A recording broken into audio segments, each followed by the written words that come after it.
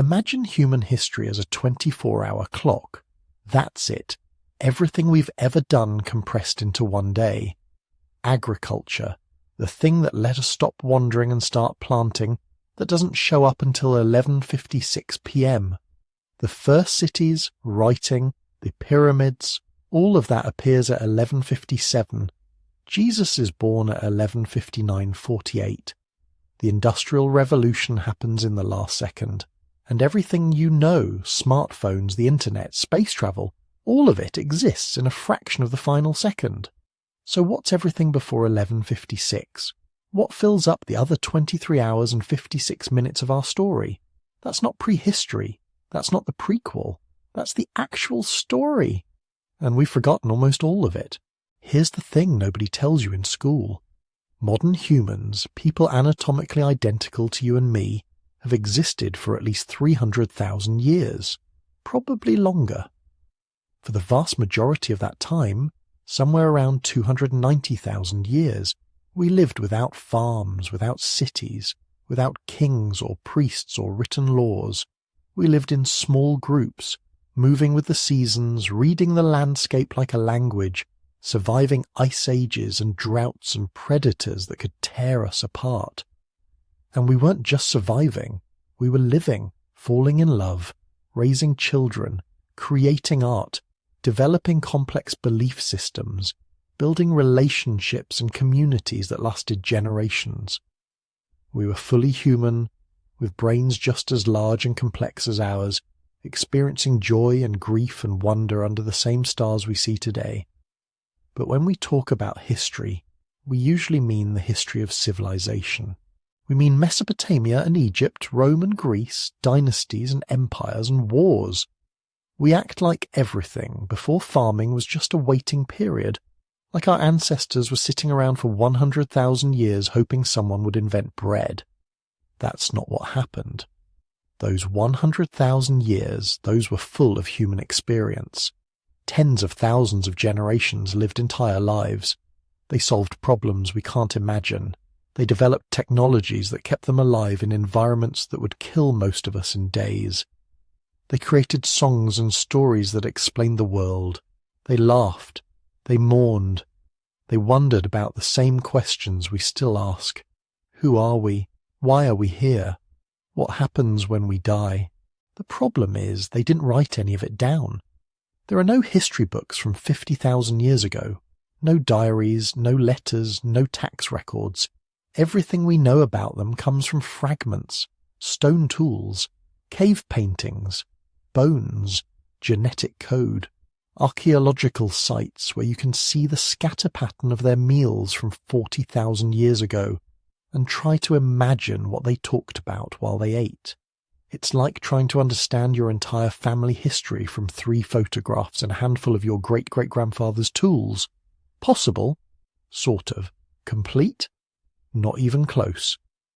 If you're watching this to fall asleep perfect, that's exactly why I make these videos. And hey, maybe drop a comment telling me where you're watching from and what time it is there. I love seeing them. Tokyo at sunrise, Miami at midnight. It's wild that we're all here together across time zones, thinking about deep time. Because that's what we're doing tonight. We're travelling back through deep time, past the pyramids, past the first farmers, past the last ice age, all the way back to when humans were becoming truly human. Not physically, we've been anatomically modern for a while, but cognitively. That moment somewhere between 100,000 and 70,000 years ago, when something clicked in our brains and we became capable of things no species had ever done before. We're going to walk with our ancestors through landscapes that don't exist anymore. We're going to see how they hunted woolly mammoths in frozen tundras and gathered shellfish on coastlines now hundreds of feet underwater. We're going to explore the caves where they painted masterpieces by firelight 40,000 years ago. We're going to try to understand their spiritual lives, their technologies, their social worlds, the way they saw reality itself.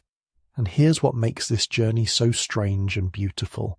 Those people, your ancestors 2,000 generations back, they had the same capacity for thought you do, the same emotions, If you could somehow grab a baby from 50,000 years ago and raise them in the modern world, they'd be completely normal. They could learn calculus, play violin, become a software engineer. The only difference between them and us is time and accumulated knowledge. They didn't know less because they were dumber. They knew less because they were earlier. And in some ways they knew vastly more than we do. About survival, about reading nature, about living in balance with a world that could kill you if you made one wrong decision. So let's go back. Back before civilization, before history began in the way we usually think about it. Back to the hidden 100,000 years when humans were fully human, but living in a world we can barely imagine. Back to where our real story begins. Something changed inside the human mind between 100,000 and 70,000 years ago. Not in our bodies. Those had been evolving for millions of years. Not in our brain size that had already reached modern proportions. No, this was something different. Something invisible. Something that would turn one species of clever apes into the most dominant force on the planet. Scientists call it the cognitive revolution. But that name makes it sound like a single event, a moment when someone's brain suddenly clicked into gear and everything changed. Reality was messier, stranger, and far more interesting. Picture your ancestors around 90,000 years ago. Anatomically, they looked almost exactly like you. Same skull shape, same body proportions, same brain size. If you dressed one in modern clothes and put them on a subway, you probably wouldn't notice. But if you tried to have a conversation with them, you'd immediately realize something was fundamentally different. The question that haunts archaeologists is simple and terrifying. What was going on inside those anatomically modern skulls before the revolution? They had the hardware, the biological equipment for complex thought. But did they have the software? Were they conscious in the same way we are? Could they imagine futures that didn't exist? Create meanings that had no connection to immediate survival? We don't know. We can't know. Consciousness doesn't fossilize. But we have clues, and those clues suggest that sometime in that window, something unprecedented happened inside the human mind. The earliest hints appear around 100,000 years ago in a cave called Blombos on the southern coast of South Africa. Archaeologists found chunks of ochre, a red mineral that humans have been using for hundreds of thousands of years, probably for practical purposes like hide tanning or sun protection. But these pieces were different. Someone had carved geometric patterns into them. Crisscrossing lines, carefully executed, forming abstract designs that served no practical function whatsoever. Think about what that means. Someone looked at a chunk of red rock and decided it wasn't enough for it to just be a rock. They needed it to mean something, to represent something, to be beautiful or significant or marked in some way that mattered only inside human minds. That's symbolic thinking, the ability to create and manipulate meanings that exist purely in the mental realm, and it's the foundation of everything that makes humans unique. Language, art, mathematics, religion, law, money, nations, all of it depends on our ability to create shared fictions that everyone agrees are real. But one cave doesn't make a revolution. Blombos could have been a fluke, a single genius experimenting with ideas that went nowhere.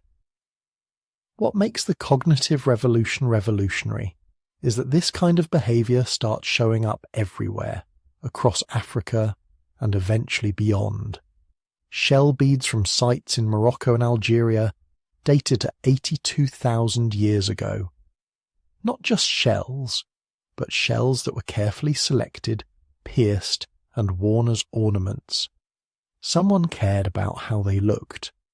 Someone wanted to display symbols of identity or status or group membership. Sophisticated bone tools that go beyond mere function to show craftsmanship, design, aesthetic choice, evidence of long-distance trade networks, materials moving hundreds of miles from their source, implying not just exchange but social relationships, trust, reciprocity, obligations that existed across space and time, and everywhere, ochre, more ochre than any practical purpose could justify. Our ancestors were obsessed with it, mining it, processing it, using it in ways we still don't fully understand. Probably for body paint, possibly for rituals, definitely for something that mattered deeply to them in ways that went beyond survival. So what happened? What flipped the switch inside human minds? One theory suggests it was language. Not the simple communication that earlier humans probably had, warning calls and basic coordination, but complex grammatical language capable of expressing abstract concepts, hypothetical situations, past events, and future possibilities. Language changes everything. With language, you don't just survive the world, you explain it. You create stories about why things happen, where you came from, what happens after death. You can teach complex skills without demonstration, transmit knowledge across generations without personal contact. You can lie, speculate, imagine alternatives to reality. Most importantly, you can cooperate in ways no other species can. You can create shared myths about ancestors, gods, or tribal identities that unite thousands of strangers into functioning societies. You can convince people to follow rules, make sacrifices, and work toward collective goals that none of them individually benefit from. But language doesn't appear in the fossil record. Voices don't preserve. So we're left inferring its development from the effects it would have produced. Another theory points to genetics. Maybe there was a mutation, some small change in brain wiring that opened up new cognitive abilities. There's some tantalizing evidence for this. A gene called FOXP2, crucial for language ability, shows signs of recent selection in modern humans. Changes in brain development genes might have altered how neural networks formed, creating new capacities for abstract reasoning. But genetic changes happen slowly, gradually, across populations. They don't flip switches. And the archaeological evidence suggests the cognitive revolution happened relatively quickly, within a few tens of thousands of years.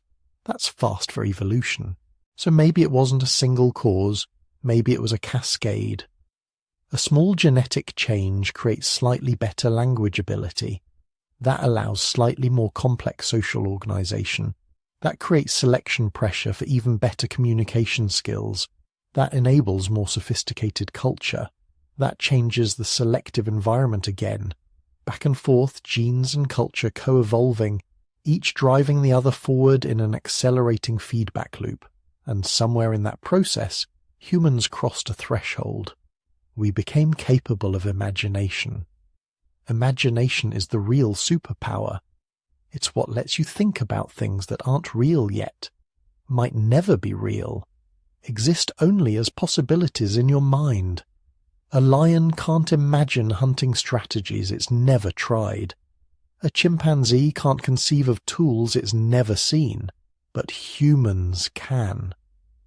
We can close our eyes and run simulations of alternative realities, test ideas in mental space before committing to them in the physical world. With imagination comes storytelling, and storytelling might be the most powerful technology humans ever invented, more important than fire or stone tools or agriculture. Stories let you transmit complex information efficiently. Instead of explaining every detail of how to track prey through savanna grass, you tell a story about the great hunter who succeeded or failed. The emotional content makes it memorable. The narrative structure makes it comprehensible. The social context of telling reinforces group bonds and shared knowledge. Stories also let you create social technologies. Laws are stories about right and wrong. Religions are stories about cosmic meaning. National identities are stories about shared history and destiny. Money is a story we tell about value. None of these things exist in physical reality. They're pure fiction. But they govern our lives as surely as gravity. And our ancestors, those anatomically modern humans living between 100,000 and 70,000 years ago were figuring all of this out, probably not consciously, not understanding what they were creating. But generation by generation, their mental toolkit was expanding. Their ability to think symbolically and communicate abstractly was improving. Their capacity for cooperation through shared fictions was growing. They were becoming human, not in body, that had already happened, but in mind, in consciousness, in the peculiar ability to live simultaneously in the real world and in imaginary worlds of meaning and symbol and story. And they weren't alone. Neanderthals were doing something similar in Europe. Evidence suggests they created art, buried their dead with ritual, possibly even had language. Denisovans, about whom we know less, were probably cognitively sophisticated too. The capacity for symbolic thought might have been emerging across multiple human species, all descendants of that bottleneck population, all carrying the genetic potential for imagination. But only one species would take it to its ultimate conclusion. Only Homo sapiens would become so thoroughly dependent on shared fictions that we'd eventually reshape the entire planet according to ideas that existed nowhere except inside our collective imagination. That story, though, was still beginning, for now your cognitively modern ancestors were still just one of several human species living in small groups across Africa, testing out their new mental abilities, learning to think in ways that would have seemed like magic to any other animal on Earth. The question wasn't whether they could imagine new worlds. The question was what they'd do with that power. Then came the moment that would define our species forever. Around 60,000 years ago, a small group of humans stood on the shores of northeastern Africa, looking across the narrow strait toward the Arabian Peninsula. They weren't the first to try this journey.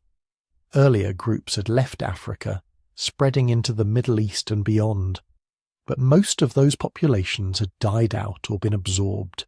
This time would be different. These weren't random wanderers. These were people carrying all the genetic and cultural innovations refined over hundreds of thousands of years. They had sophisticated language, complex social structures, advanced tool-making techniques, and most importantly, the kind of adaptability that only comes from ancestors who survived the impossible. When they crossed that narrow water barrier, maybe just 15 miles at its narrowest point, there began the greatest journey in human history. Nobody knows exactly why they left. Maybe population pressure in Africa had grown too intense. Maybe a particularly good season made the Arabian side look promising. Maybe they were just curious, driven by that uniquely human urge to see what's on the other side of the horizon. Whatever the reason, they went, and they kept going. The genetic evidence tells us this wasn't one massive migration. It was more like a slow leak that never stopped. Small groups splitting off, moving into new territories, establishing themselves, then sending out their own splinter groups generation after generation. Each move wasn't huge, maybe just 20 or 30 miles, the distance a group could walk in a few days. But those small moves added up. Within a few thousand years, humans had spread from Africa to Australia. Think about that. In less than 5,000 years, small groups of people walking with everything they owned on their backs had colonized a quarter of the planet. The routes they took are still debated. The traditional theory suggested they followed the coastlines, hugging the shores of the Arabian Peninsula, then moving along the Indian coast towards Southeast Asia. This makes sense. Coastal environments are resource-rich, shellfish, fish, seabirds, all relatively easy to harvest with simple technology. Follow the coast and you always know where water is. You can't get lost. The ocean is your map. Recent archaeological evidence supports this coastal route. Sites along the southern Arabian coast show human occupation dating back 55,000 years or more. Shell middens, the ancient garbage dumps of seafood meals, appear along migration paths from Africa to Australia. Stone tools found at these sites show clear African ancestry, the technological fingerprints of people who learned their craft on another continent. But the coastal route wasn't the only path. Other groups moved inland, following river systems and game trails across the Arabian interior. During certain periods, when the climate was wetter, what's now brutal desert would have been grassland dotted with lakes and rivers. Archaeological sites in the Arabian interior show human presence during these green periods, evidence of people exploiting temporary environmental windows to push into territories that would later become uninhabitable. Both routes presented challenges that would have killed less adaptable species. The coast meant learning entirely new food sources. These Africans had never seen a mangrove forest, never harvested oysters, never built boats capable of crossing even small stretches of open water. They had to figure it out as they went, teaching their children skills they'd invented themselves just years before. The inland route was even more brutal. Water sources could be hundreds of miles apart. The plants and animals were unfamiliar, potentially dangerous. One wrong turn, one miscalculation about where the next water source lay, and entire groups could die of thirst. The fact that any group succeeded tells us something profound about their planning abilities and geographical knowledge, and they weren't just surviving, they were thriving enough to keep expanding. Genetic diversity patterns show that these migrating populations weren't desperate refugees fleeing disaster. They were healthy, reproducing populations capable of splitting off new groups every few generations. Each split sent pioneers into unknown territory, while the parent group stayed behind, maintaining their established territory and resources. By 50,000 years ago, humans had reached Southeast Asia. We know this because of sites like Tampaling Cave in Laos, where human remains dating to at least 46,000 years ago show clear African ancestry. These people had travelled thousands of miles from their ancestral homeland, crossing multiple climate zones, learning to exploit dozens of new food sources, and still maintaining enough of their original culture that we can recognise them as descendants of African populations. But the most remarkable journey was yet to come. Somewhere in Southeast Asia, a group of humans looked out across the ocean toward a land they might have glimpsed on clear days: Australia. Getting there would require a level of seafaring sophistication that seems almost impossible for people with Stone Age technology. Even when sea levels were at their lowest during the Ice Ages, the distance from Indonesia to Australia was never less than 50 miles of open ocean. There's no way to walk it, no islands to hop across. You have to build boats capable of carrying people, supplies, and enough water to survive days at sea. You have to navigate out of sight of land.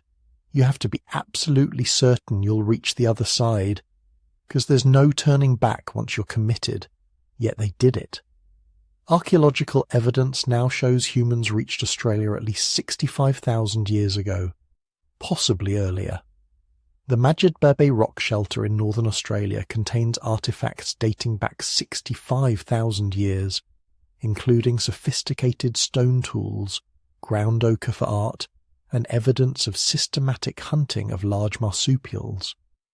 This means humans crossed to Australia almost immediately after leaving Africa. Within just 5,000 years, they had mastered maritime technology sophisticated enough for major ocean voyages. Think about what this required. They needed to understand boat building, probably using bamboo or wooden frames covered with bark or animal hides.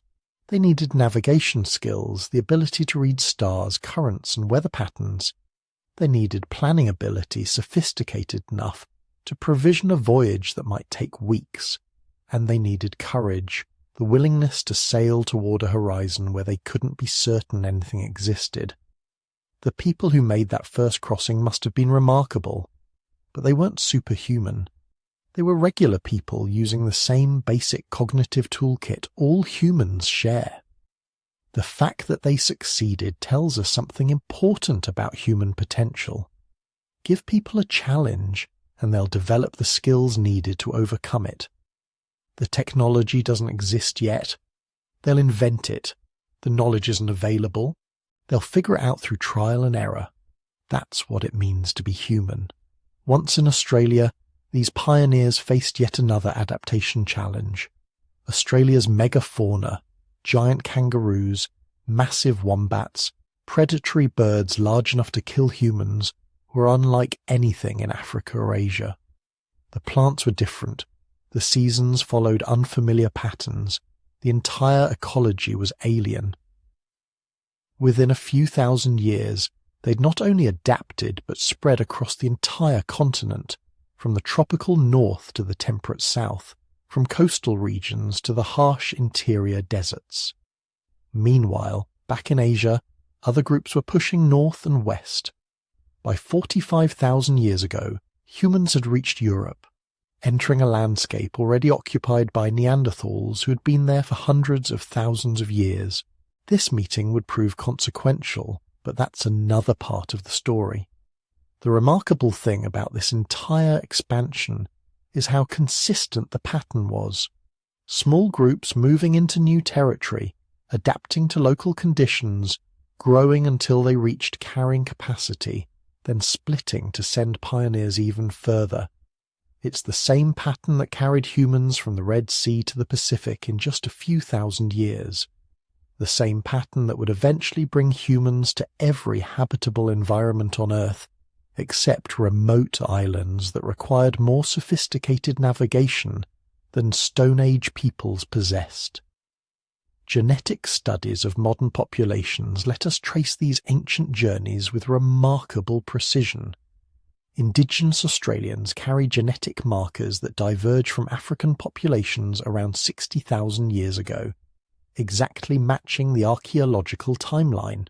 Native Americans carry markers showing their ancestors split from East Asian populations around 25,000 years ago, then crossed into the Americas during the last ice age. Pacific Islanders show the genetic signatures of multiple migration waves, each pushing further into the unknown ocean. Every one of these migrations required the same fundamental human capacities: the ability to learn and adapt quickly, the capacity to cooperate in groups large enough to survive but small enough to move efficiently, the creativity to develop new technologies when old ones proved inadequate, and the courage to keep moving into unknown territories when staying in familiar places would have been safer. The people who made these journeys weren't thinking about conquering continents or making history. They were just living their lives, moving to new hunting grounds when old ones became crowded, following animal migrations, exploring that interesting valley they could see in the distance. But those small decisions, repeated across thousands of generations, resulted in the most comprehensive biological invasion in the planet's history. Within 50,000 years of leaving Africa, humans had reached nearly every habitable environment on Earth. We had adapted to tropical rainforests and Arctic tundra, to mountain highlands and coastal lowlands, to deserts and wetlands and everything in between. No other large mammal has ever achieved anything remotely comparable, and we did it with stone tools, fire, and the most powerful adaptation evolution ever created, the human mind capable of solving any problem, overcoming any obstacle, adapting to any environment. The journey was just beginning. So let's talk about what they actually did all day. Your ancestors, the ones living 50,000, 100,000, 200,000 years ago. Because here's the thing that most people get completely wrong. When we imagine prehistoric humans, we picture desperate savages, dirty, hungry, constantly struggling just to survive another day, living in caves, eating raw meat, dying young. That's the image popular culture has burned into our brains. But the archaeological evidence tells a completely different story. These people weren't primitives barely clinging to existence. They were sophisticated hunter-gatherers with rich, complex daily lives, and in some ways they might have lived better than the agricultural societies that would come later. Let's start with the caves, because that's the first myth we need to destroy. Yeah, they sometimes used caves, but mostly as temporary shelters, seasonal camps, or ritual spaces. Most of the time, your ancestors lived in the open. They built sophisticated structures from wood, bone, and hides. Archaeological sites across Europe show evidence of large communal dwellings that could house 20 or 30 people, not crude lean-tos either. These were engineered structures with interior hearths, designated sleeping areas, even separate zones for different activities. One site in what's now the Czech Republic shows a dwelling built from mammoth bones and hides. The bones were arranged in careful patterns to create a domed structure, with heavy tusks used as anchor points. Inside, archaeologists found the remains of multiple hearths, positioned to maximize heat distribution. There were storage pits dug into the floor, work areas where stone tools were manufactured, even what appears to be a designated trash disposal area, some distance from the main structure. These people understood sanitation, thermal dynamics, and spatial organization. They were architects. In Africa, evidence is harder to find because wood and plant materials decompose quickly in tropical climates. But what we do find suggests even more sophistication. Sites show rings of stones that probably held down the edges of temporary structures made from branches and leaves. But these aren't random camping spots. They're carefully chosen locations near water sources, with good sight lines for spotting both game animals and potential threats. They're positioned to catch breezes in hot weather and shelter from wind in cold seasons. Your ancestors were reading the landscape like we read books, choosing the optimal spot for every camp based on dozens of environmental variables, and they moved constantly. Not because they were desperate nomads fleeing starvation, but because they were following a sophisticated seasonal round. Modern studies of remaining hunter-gatherer societies show this pattern clearly, and archaeological evidence suggests it goes back hundreds of thousands of years. Spring in one valley where certain plants become available, summer near a river where fish spawn, fall in the uplands where nut trees drop their harvest, winter back to a base camp where stored food and shelter materials wait.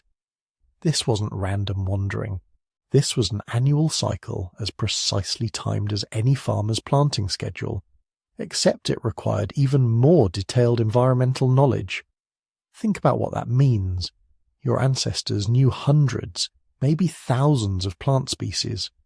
Which ones were edible, which were poisonous, which could be made edible through processing. They knew when each plant flowered, fruited, went to seed. They knew which roots could be dug in spring, which berries ripened in summer, which nuts fell in autumn. They could read animal tracks and scat to identify species, age, sex, and health status. They understood migration patterns of herds across entire regions. They knew where to find water in every season, how to predict weather changes from wind patterns and cloud formations, which caves held flint for tools and which had the right clay for pottery. This was a different kind of intelligence than what we value today, but it was just as sophisticated, probably more so in many ways. A modern human dropped into their world would die quickly. They dropped into ours would probably figure it out eventually. The learning curve might be steep, but the basic cognitive toolkit was already there. And here's what really challenges our assumptions. They didn't work very hard. Anthropologists studying modern hunter-gatherers consistently find the same pattern. About 15 to 20 hours per week spent on what we'd call subsistence activities. Hunting, gathering, food processing, tool maintenance. That's it. Compare that to agricultural societies where farmers worked from dawn to dusk every day during planting and harvest seasons. Compare it to modern industrial societies, where 40-hour work weeks are considered standard and many people work far more. Your ancestors had time, lots of it. What did they do with all those hours? They socialized, they played games, they told stories, they made art. They explored their environment not out of necessity but curiosity. They experimented with new techniques for making tools, processing food, decorating their bodies. They had leisure, genuine leisure, in a way that wouldn't exist again for most of humanity until very recently. The camp during a typical day might look like this. Dawn breaks and the camp slowly wakes. No alarm clocks, no rigid schedules. People rise when they're ready. A fire is rekindled from embers that were banked the night before, a technique that saves the effort of starting fresh fires every day. Someone begins preparing a morning meal, probably using leftovers from the previous evening, plus whatever fresh plants can be quickly gathered nearby. Children play under the loose supervision of whoever's around. There's no formal childcare arrangement because everyone's watching everyone. The whole camp is a shared space. Young children play games that teach skills they'll need later. Tracking games where they follow marks in the dirt. Throwing games that build coordination. They're learning constantly, but it doesn't look like education. It looks like fun. Meanwhile, a few adults head out to check snares set the day before. Others might go to a nearby stand of nut trees to see if anything new has fallen overnight. This isn't intensive work. It's a morning walk that happens to provide food. They're back by mid-morning with whatever they found, probably chatting and laughing the whole way. The middle of the day is when serious work happens, but even that is social. A group decides to go hunting, not because the camp is starving, but because meat sounds good and the weather's right and someone saw game tracks yesterday. They prepare their weapons, discuss strategy, head out as a coordinated team. Or maybe today's a plant gathering day instead. A different group walks to a location several miles away where certain tubers are ready for harvest. They bring digging sticks and collecting bags, working together to extract the tough roots, sharing the labour and the conversation. Back at camp, someone's making new tools, not frantically, not under pressure, but with the careful attention of a craftsperson who has time to do things right. Others might be processing hides, making cordage from plant fibres, repairing dwelling structures. These are all necessary tasks, but they're being done in a relaxed communal atmosphere. People work together, share techniques, help each other with difficult parts of the process. Then there's the evidence that really changes how we think about these people. The care for the disabled and elderly. We find skeletons from this period showing individuals who survived for years or even decades with serious injuries or disabilities.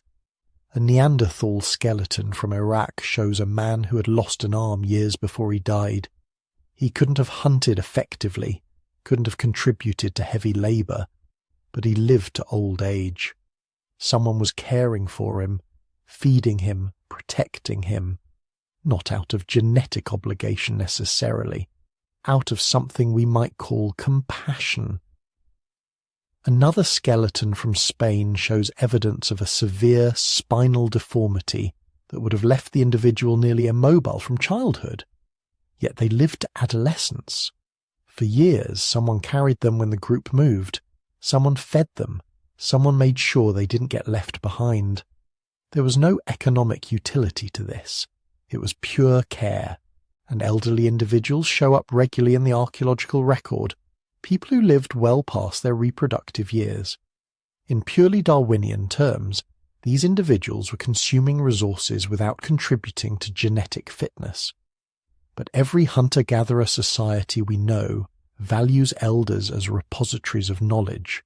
They're walking encyclopedias of ecological information, survival techniques, social traditions.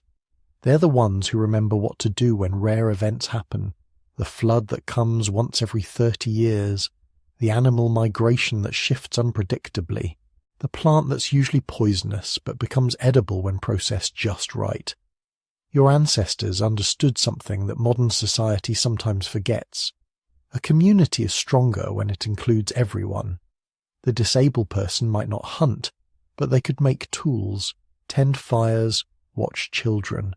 The elderly might not gather food, but they could teach, advise, settle disputes. Everyone had value. Everyone belonged. Evenings were when the magic happened. The group gathered around fires as darkness fell. This is when stories were told. Not just entertainment, though they certainly were entertaining. These stories were how knowledge passed between generations, how to find water in the dry season, what plants cure which ailments, where the herds migrate in different years, all coded into narratives that were memorable, repeatable, transmittable across time. This is also when music happened. Bone flutes from 40,000 years ago show sophisticated understanding of musical scales, but the tradition is certainly older. Your ancestors were singing, drumming, making rhythmic sounds with whatever materials were available. Why? Because humans make music. It's what we do when we have time and we're together and we're feeling good about the world. And they were laughing. We know this not from direct evidence, obviously, but from universal human nature. Every culture that exists today laughs, jokes, teases, plays. There's no reason to think your ancestors 100,000 years ago were any different. The camp at night wasn't just about survival, it was about joy. As the fire burned down, people drifted towards sleep. No alarm clocks waiting, no schedules to keep. Just the rhythm of days following nights, seasons following seasons, years flowing into years. They measured time by natural cycles, the moon waxing and waning, the stars rotating through their annual patterns, the migrations of animals and the flowering of plants. It was a good life. Hard sometimes, certainly. Dangerous, yes, but also rich, complex, deeply satisfying in ways that later agricultural societies would lose.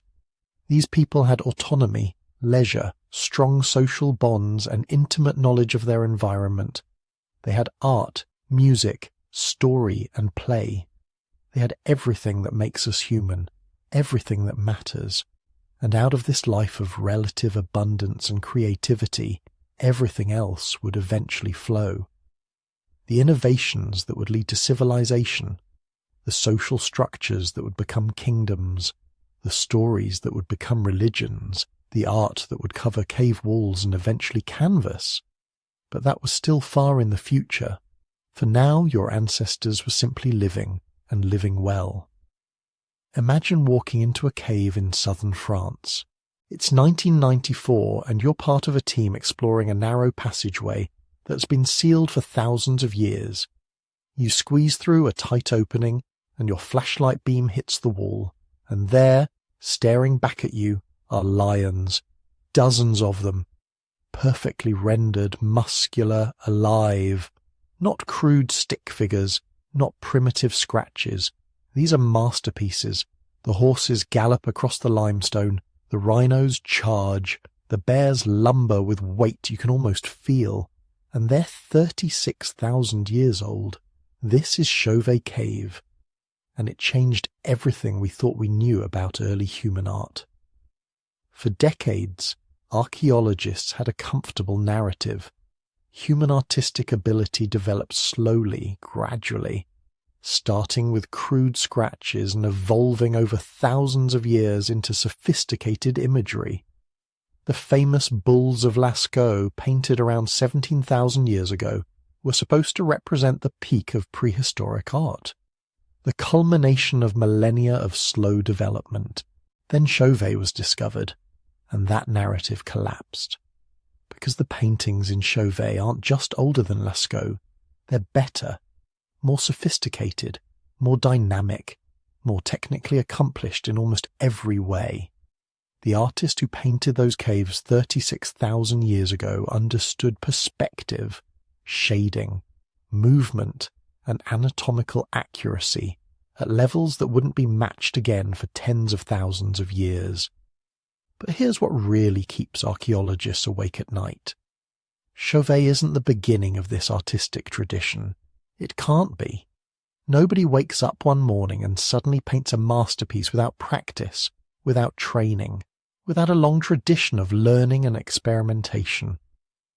Which means human artistic ability must go back even further, possibly much further. We just haven't found the earlier examples yet. Maybe they were painted on rock shelters that eroded away. Maybe they were drawn on wood or hide that decomposed.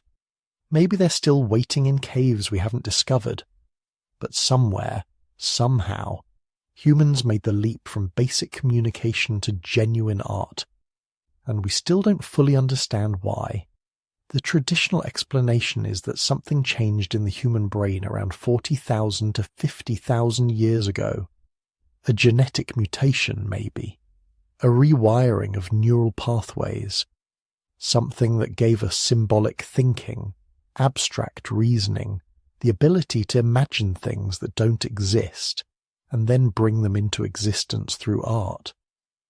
But the more evidence we gather, the less satisfying this explanation becomes, because artistic impulses show up across the world, in populations that had been separated for thousands of years.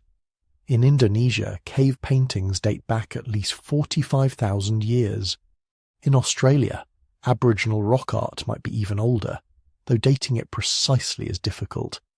Hand stencils appear in caves from Europe to Argentina to Asia, all showing remarkably similar techniques, created by people who had never met, who had no way of sharing ideas across oceans and continents. This suggests art isn't something that happened once, that was invented by one population and spread. It's something fundamental to being human, something that emerged naturally, inevitably, wherever humans had the time, resources, and safety to express themselves. But what were they expressing?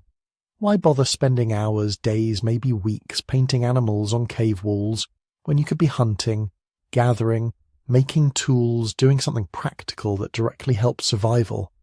Walk into any of these painted caves and you immediately sense that something important was happening here. These weren't casual doodles. Many of the images are placed in the deepest, most inaccessible parts of the cave systems. Places you'd need torches, ropes, maybe scaffolding to reach. Places where no natural light ever penetrated.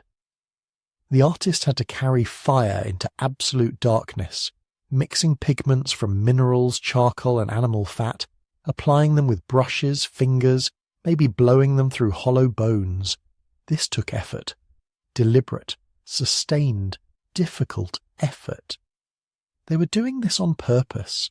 They were trying to accomplish something specific. But what? The oldest explanation is hunting magic. Paint the animal, control the animal. Ensure success in the hunt by symbolically capturing your prey on the cave wall. It's a satisfying theory, except most of the animals painted in these caves weren't actually hunted very often.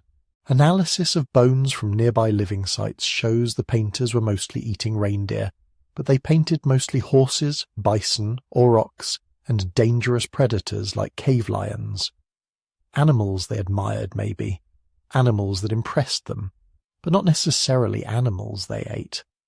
Then there's the Lion Man, found in a cave in Germany, carved from mammoth ivory around 40,000 years ago. It's about a foot tall, and it's utterly impossible. A human body with a lion's head. Something that never existed, never could exist, except in someone's imagination.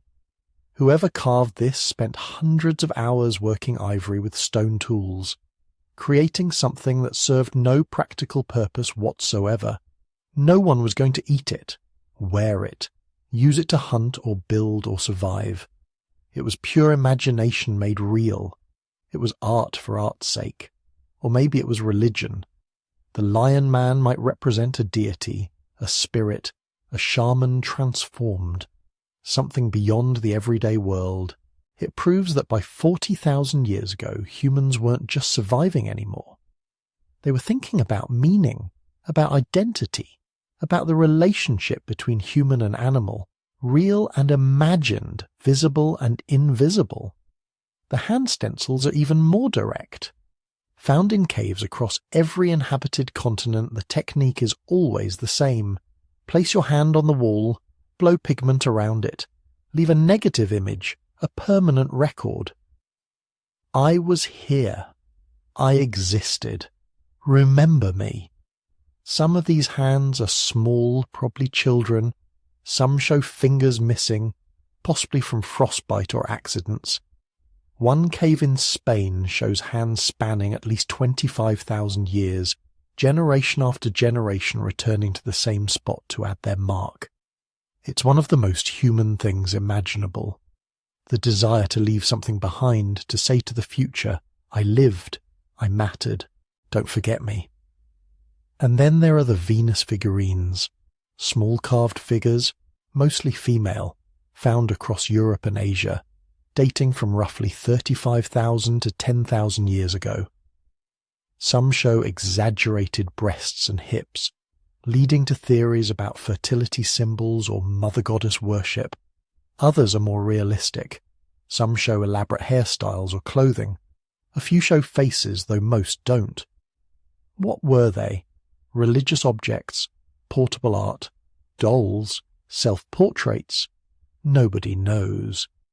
But they were important enough that people carried them across vast distances, important enough to craft carefully from stone, ivory or clay, important enough to preserve and protect over thousands of years. The debates about the Venus figurines reveal how little we actually know about prehistoric minds. Modern interpretations tend to project our own assumptions backward. Male archaeologists once dismissed them as primitive pornography. Feminist scholars interpreted them as evidence of ancient matriarchies. Others see fertility magic, body positivity, ancestor worship, teaching tools. The truth is, we're looking at objects created by people whose worldview is so different from ours that we can barely guess at their meanings. But one thing seems clear. These weren't just practical objects. They were meaningful. They mattered to their creators in ways that transcended simple survival. Music might be even older than visual art. Bone flutes discovered in Germany date back more than 40,000 years, carved from bird bones and mammoth ivory with precisely spaced finger holes. These aren't random objects. They're carefully crafted instruments, designed to produce specific notes, specific sounds. Someone sat down and figured out the mathematics of sound production, experimented with hole placement, tested different materials, and they did this not because music helped them hunt or gather or survive, but because humans needed music, needed rhythm, melody, shared sonic experience. Cave paintings and carvings might have been accompanied by singing, chanting, drumming. Archaeologists have identified parts of caves with unusual acoustics, places where sound resonates in strange, powerful ways. Were these the first concert halls? Places where communities gathered not just to see art, but to experience it, to participate in rituals that combined visual, auditory, and probably kinesthetic elements into overwhelming sensory experiences. Think about what this means.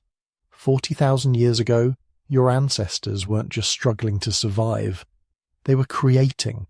They were painting, sculpting, carving, playing music, dancing, probably telling elaborate stories we'll never hear. They were building cultures as rich and complex as any that would come later. They just didn't have writing to preserve them, cities to monumentalize them, or agriculture to support them. But the impulse was there. The need to create, to express, to leave something beautiful behind. It was already fully human, fully developed, fully sophisticated. We didn't become creative. We've always been creative. Art isn't something civilization gave us. It's something we brought with us into civilization, something older and deeper than agriculture, older than cities, older than everything except language itself. And here's something fascinating that researchers are starting to discover.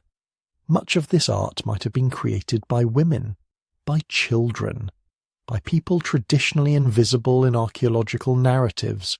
Hand stencils show that at least half, maybe more, belong to women and adolescents. The detailed, patient work of painting and carving fits patterns of female labour in many hunter-gatherer societies. The Venus figurines, if they are self-portraits, suggest women creating images of themselves, defining their own identities rather than being defined by male observers. We've spent centuries assuming prehistoric art was made by men. Now the evidence suggests otherwise. The first artists might have been mothers, painting while their children played nearby, grandmothers, passing techniques down through generations, teenagers, experimenting with style and meaning. The art explosion that happened around 40,000 years ago wasn't a sudden mutation or miraculous invention.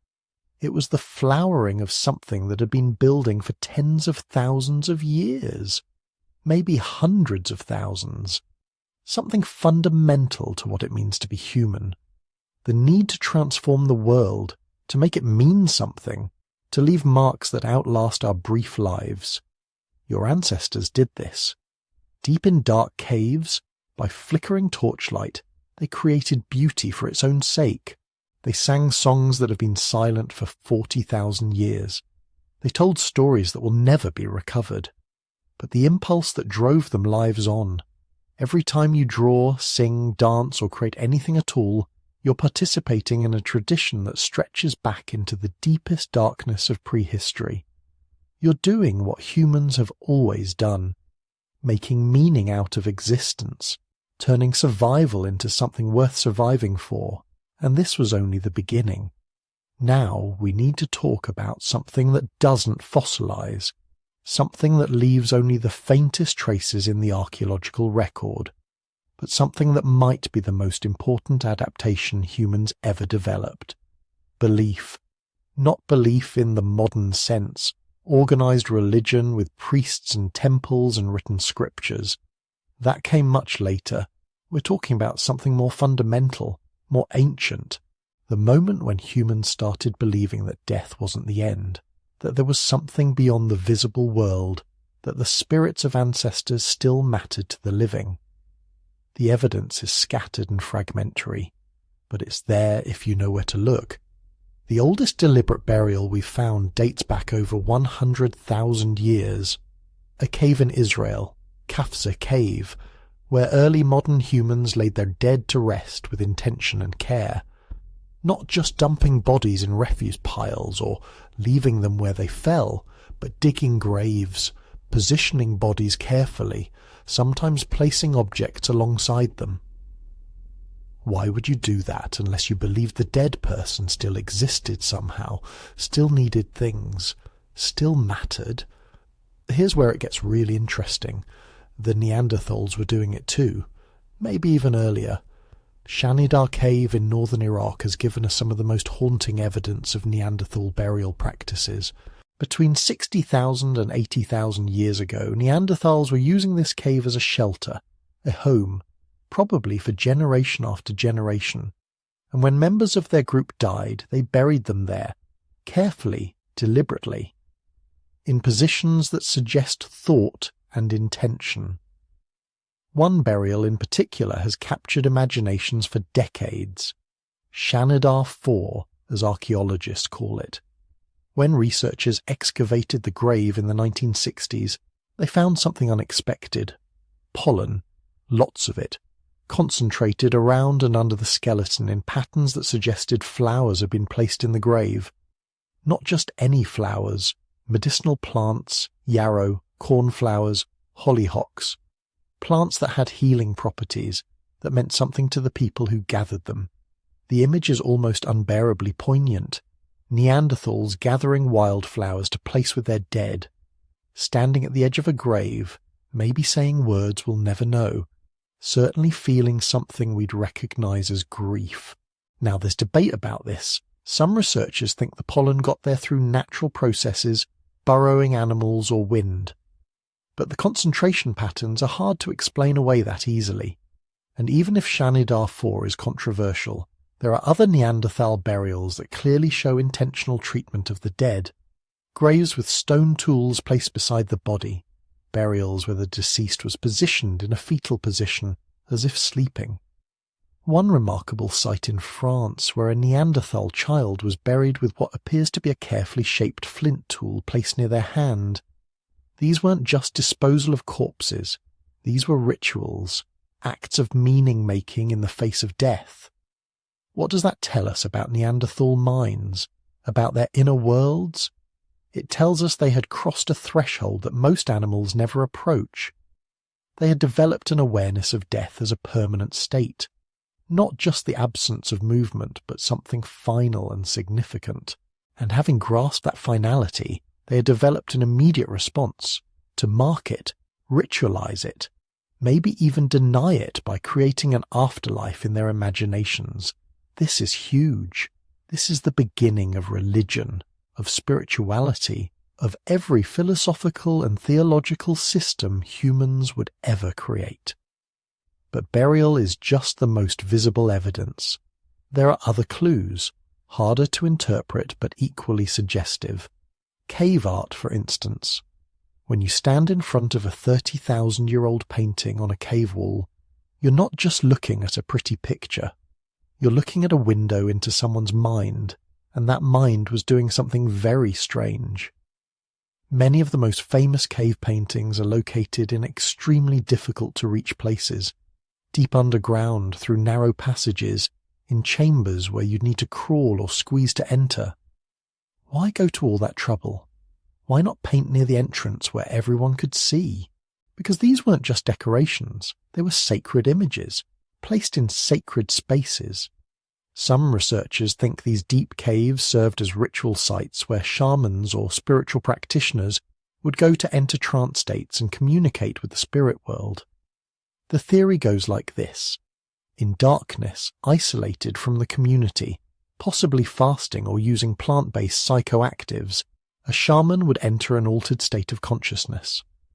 In that state, they would experience visions, geometric patterns that would eventually coalesce into animals, human figures, spirit beings, and then they would paint what they saw.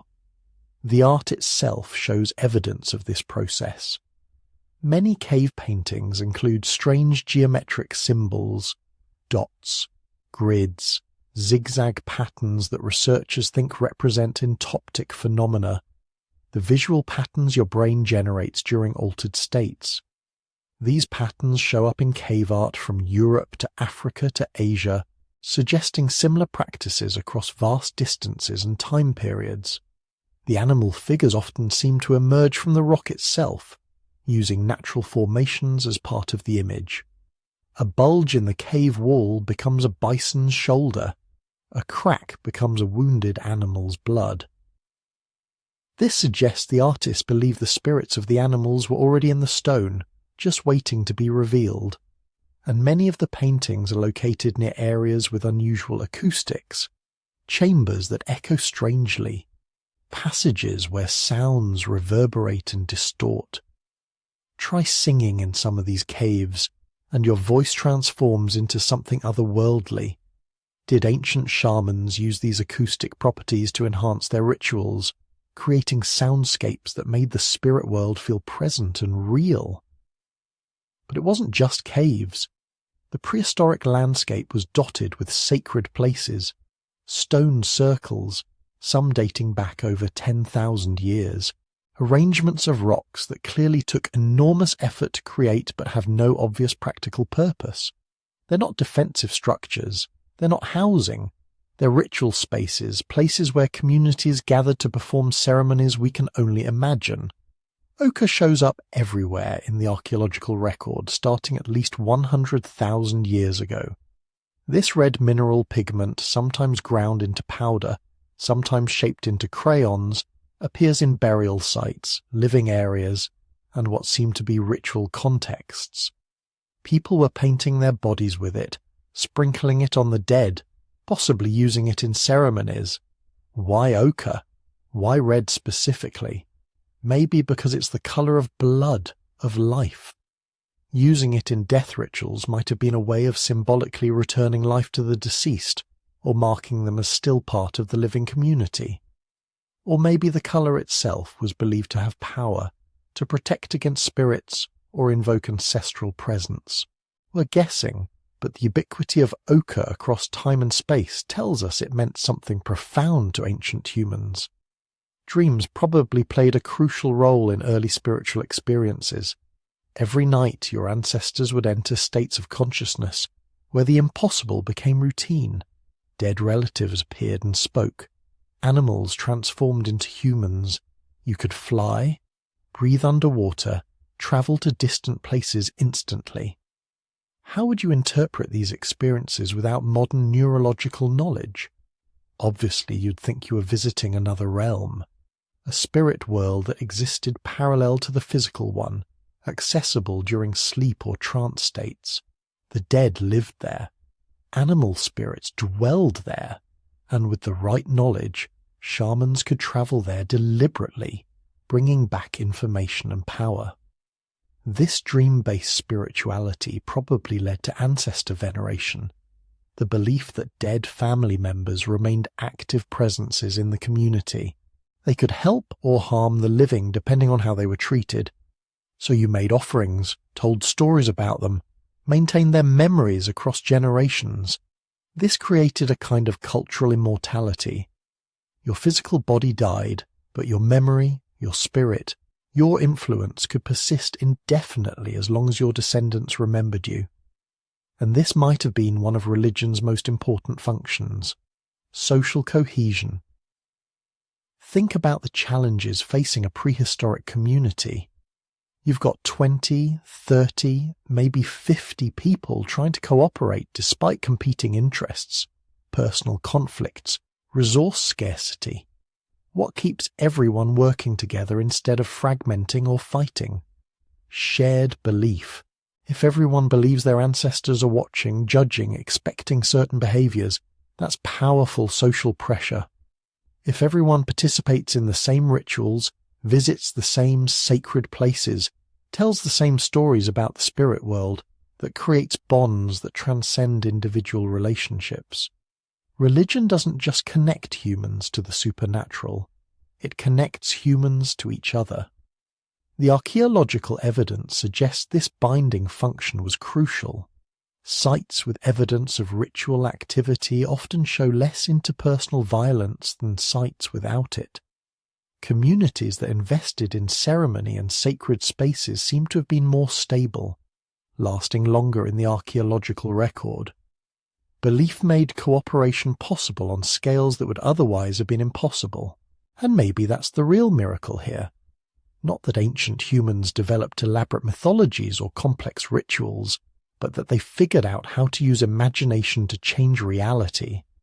They invented invisible forces, spirits, and ancestors, and sacred places, and those inventions changed how people behaved, how communities organized themselves, how culture transmitted across generations. The spirit world wasn't real in a physical sense, but it was real in its effects, real enough to bury your dead with flowers, real enough to crawl deep underground to paint visions on cave walls, real enough to gather stones into circles and perform ceremonies under stars that seemed close enough to touch. Your ancestors were creating meaning in a universe that offered none. They were answering the hardest questions: why are we here? What happens when we die? With stories that might not have been literally true, but were true enough to live by. And those stories, those beliefs, those rituals, they were adaptations just as important as opposable thumbs or large brains, maybe more important. Because in the end, what kept human communities together through ice ages and droughts and countless disasters wasn't just intelligence or technology. It was the shared conviction that something larger than individual survival mattered, that the dead still watched, that the spirit world touched this one, that meaning existed beyond mere existence. Whether they were right or wrong doesn't matter as much as this: it worked. Imagine watching one of your ancestors work a piece of stone. They're not just banging rocks together, they're sitting very still, knees drawn up, the raw material in one hand, a carefully chosen hammerstone in the other. Every strike has to land at exactly the right angle, with exactly the right force. Too hard, and the stone shatters. Too soft, and nothing happens. Too steep, and the flake plunges into the core. Too shallow, and it just glances off. There's no written manual, no YouTube tutorial, just memory, muscle, and years of watching older relatives do the same thing. Archaeologists who try to recreate these tools say it can take years of practice to get good. Your ancestors were doing this as teenagers. Some probably specialized in it, just as some people today become carpenters or chefs. In some African sites from around 300,000 years ago, stone points are so regular you could stack a dozen and see almost no difference in size or shape. That's not random skill. That's training. That's tradition, and it wasn't the same everywhere. Different regions developed their own styles, just like later pottery or architecture. One valley might favor long, slender spear points. Another might prefer wide, leaf-shaped blades. You can almost hear an elder grumbling, "No, no, we don't do it like the river people do. Watch closely." This is what a Stone Age mind really means. Not simple, not primitive. A brain tuned to a different kind of problem. How to turn a lump of rock into a tool that could mean the difference between eating and starving, between driving off a predator and becoming food. The stone itself became a kind of language. The shape of a point told you what it was for: cutting meat, scraping hides, drilling holes, shaping wood. The patterns of flaking told you where it came from, who made it, maybe even which group they belonged to. A single tool carried a story of geology, travel, teaching, and time. And stone was only the beginning. Fire changed everything. You were born into a world where fire is a switch on the wall, a lighter in your pocket, a stove in your kitchen. For most of human history, fire was a miracle you had to earn every single day. By the time our ancestors were fully modern in mind and body, fire wasn't just an occasional lightning gift. It was a technology, something you could plan around, something you could, at least sometimes, make. They learned where to find the right wood, how long to dry it, how to shield the coals from wind and rain. They figured out that some stones, like flint and pyrite, could be struck together to shower sparks into dry grass. They learned that glowing embers could be carried in bark cones, or hollow bones from camp to camp wrapped up like precious cargo. Fire turned tough roots and sinewy meat into soft, digestible food.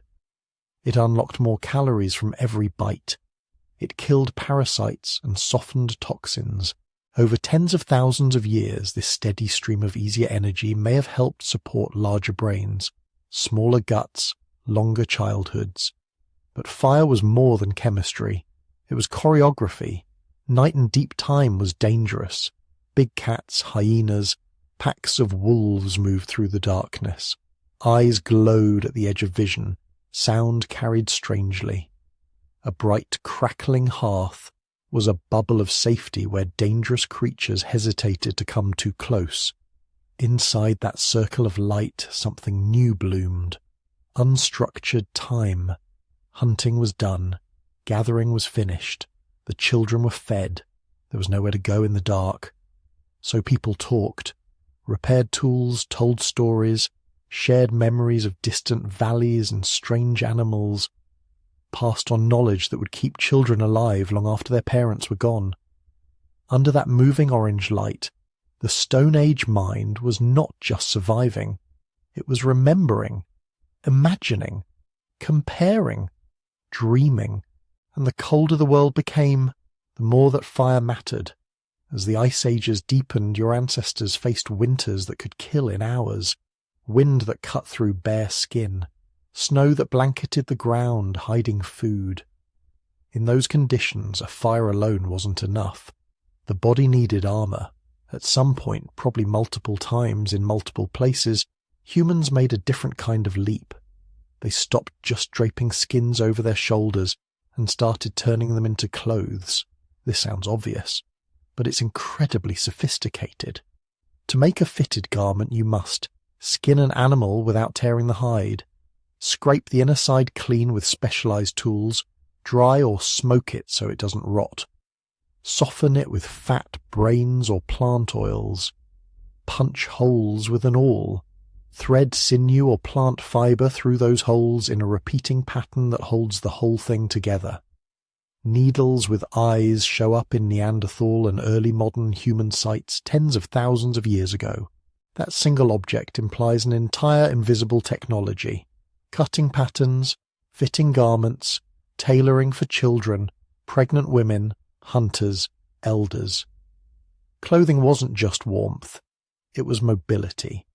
It turned lethal winter landscapes into survivable ones. When you picture a caveman, don't imagine a half-naked figure shivering in rags. Imagine an experienced person layered in carefully made hooded parkas, leggings, mittens, boots, stuffed with insulating grasses. Think Arctic hunter, not cartoon barbarian. To do all this, our ancestors had to become masters of combination. A stone flake in your bare hand is useful but limited. It can cut but not with much leverage. It gives you no reach. If it slips, it cuts you. At some point, humans began doing something no other animal does, building tools out of multiple parts that had to be gathered, processed, and assembled in a particular sequence. Take a simple hefted spear point.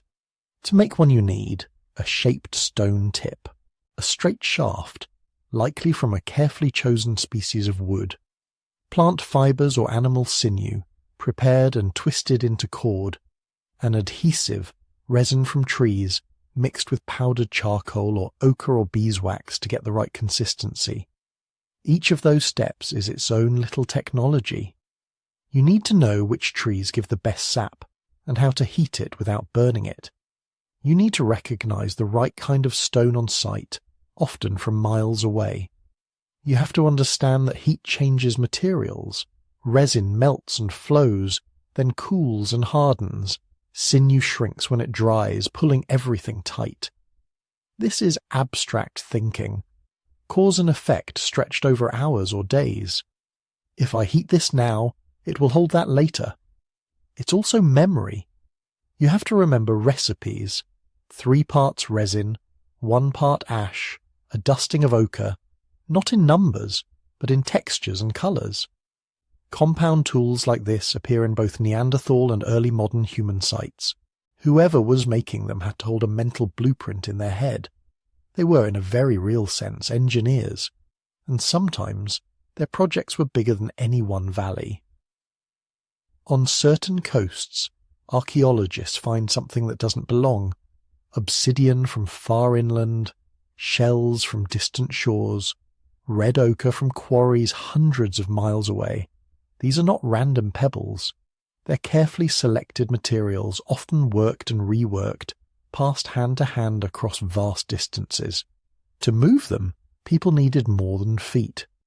There is growing evidence that humans, and probably Denisovans before them, were crossing stretches of open water tens of thousands of years ago. Islands in Southeast Asia were never fully connected to the mainland, even when sea levels were lower. Yet stone tools appear there, and then on islands beyond them, in sequences that suggest deliberate travel. We don't have their boats. Wood and fibre rarely survive that long, but we can infer them from what had to be true. To cross a channel you must float.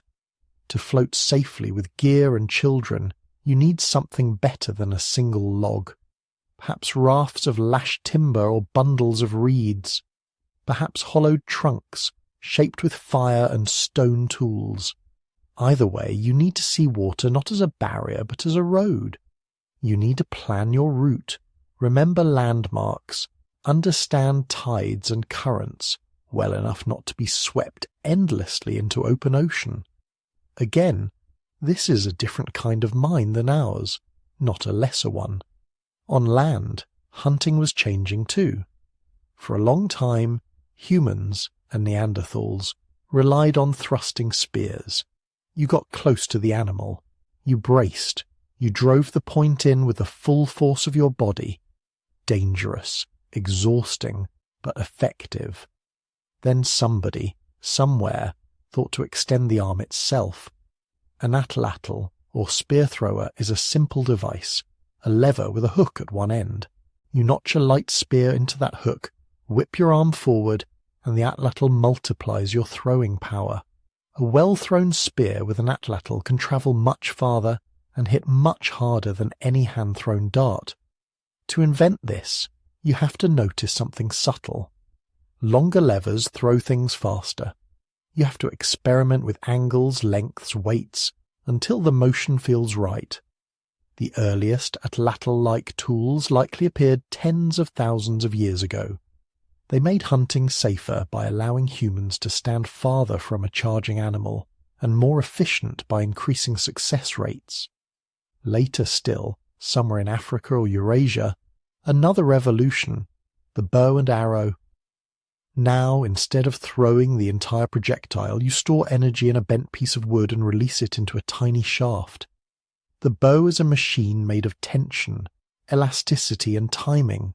It requires perfectly straight arrows, standardized points, fletching, string that can withstand constant strain. It takes years of practice to shoot well, but once mastered, it transforms the human-animal relationship. You can hunt smaller, faster game. You can hit from concealment. You can defend your group at a distance. The bow turned human hands into something even more lethal and more flexible than claws or fangs. Behind all these inventions there was a web of exchange. Some valleys had rich flint deposits, others had none. Some coasts had shells ideal for beads, others didn't. Some cliffs bled deep red ochre that could be ground into paint or used in rituals. That colour shows up in caves and burials hundreds of miles away from its source. This means people were travelling, or trading, with distant groups. A piece of obsidian in your camp might have passed through 10 different hands, crossing rivers and mountains, moving steadily along a chain of kinship ties and reciprocal obligations. Trade was more than economics. It was information flow. When a hunter from the east arrived with a new style of spear point, others saw it, copied it, improved on it. Ideas began to move faster than genes, hopping from group to group, region to region. This is why, across huge stretches of land, we sometimes see similar tool traditions emerging almost simultaneously, not because everyone had the same random idea at once, but because the Stone Age mind lived in a network. From the outside, looking at the timeline, it can seem painfully slow. A particular tool type appears and then sticks around for thousands, even tens of thousands of years. For modern eyes, used to new phones every few years, that can feel like stagnation. But remember the scale of their lives. If you are born into a world where a particular spear point, a particular way of making fire, a particular style of clothing keeps everyone you love alive year after year, there's no urgent reason to change it. Innovation is risky. New designs can fail catastrophically. A bad experiment with glue or shaft wood can mean a wounded hunter, a lost kill, a hungry winter. There was no mass market, no advertising, no pressure to upgrade. There was only the quiet, constant test of reality. Does this work, or does it not? Change, when it came, was often triggered by outside forces, a shift in climate, a new animal moving into the region, a rival group appearing with slightly better tools. Under those stresses, small improvements mattered. A sharper edge, a stronger binding, a warmer boot. These tweaks accumulated slowly, almost invisibly, over hundreds of generations. If you could compress those tens of thousands of years into a few minutes, it would look very different. You'd see blades shrink and lengthen, points narrow and thicken, new materials appear, old techniques fade, fireplaces shift in shape and arrangement, camps change layout, clothing needles appear, then multiply. Distant shells begin to show up inland, ochre use intensifies. Atlatls and bows spread from valley to valley. It wouldn't look slow at all. It would look like what it was, minds just like yours, thinking their way through a dangerous, beautiful, unpredictable world. Stone, fire, clothing, glue, boats, levers, bows, trade. None of these were separate from the people who used them. They shaped the rhythms of the day, the stories told at night, the boundaries of what felt possible. They were the physical shadows of an invisible thing, a brain that could imagine a future different from the present, and then reach out into the world and build it, flake by flake, stitch by stitch, spark by spark. Picture waking up in that world, not as a lone survivor in a wasteland, but as a member of a tiny, tightly knit band, maybe 20, 30, at most 50 people.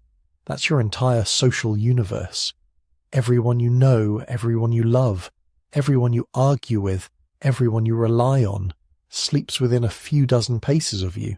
There is no anonymity, no strangers, no crowds to disappear into. Every decision you make, every mistake, every act of generosity or selfishness is noticed, remembered, woven into the ongoing story your group tells about itself. Anthropologists call these band societies, the smallest, most intimate kind of human community. No villages, no cities, no written laws, just a handful of extended families moving together across the landscape, following the seasons, the animals, the ripening plants, and in that small scale, everything changes. In a band of 30 people, you can't really have a dictator. You can't have a king with a palace, or a general with an army. If someone starts ordering everyone around, there's a simple solution. People walk away. They pack up their few belongings, their children, their tools, and join another group, or form a new camp a few valleys over. Power in this world is fragile. So most researchers think these early human bands were relatively egalitarian, not in the sense that everyone was identical, but in the sense that no one could accumulate too much power without consequences.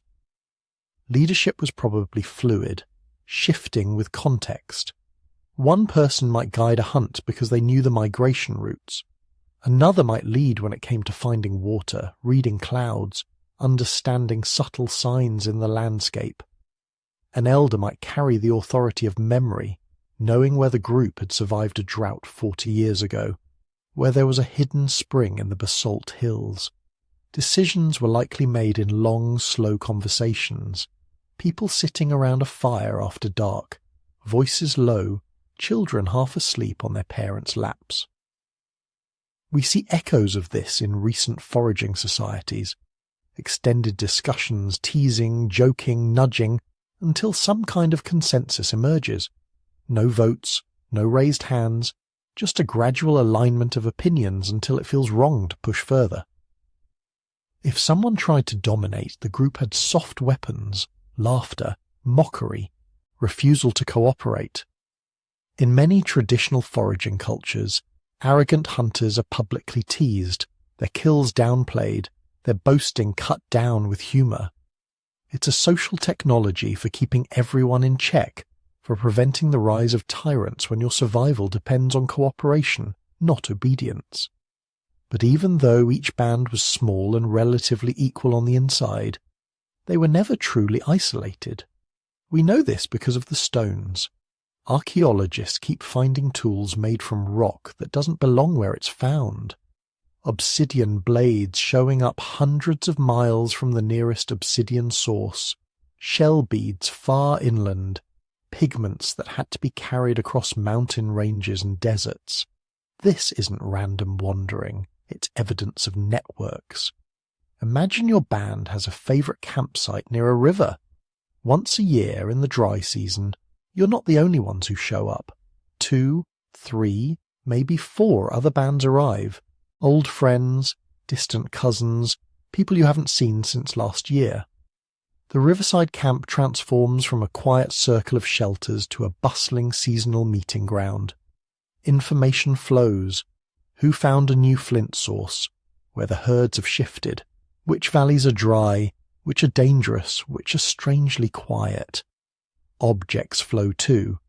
A spear point from far to the north gets passed to you in exchange for a bundle of red ochre from your hills. A necklace of shells from the coast finds its way, trade by trade, into the hands of someone who has never seen the sea. But the most important exchanges aren't tools or pigments, they're people. Genetic evidence shows that early humans were not breeding randomly within isolated clans. There were patterns, structured exchanges of marriage partners between groups. This suggests something like rules, even if they were never written down. Maybe you couldn't marry someone from your own band, or maybe you had to find a partner from your mother's relatives or your father's allies. We don't know the exact systems, but we see the signature, distant bands consistently linked by kinship ties. Think about what that means emotionally.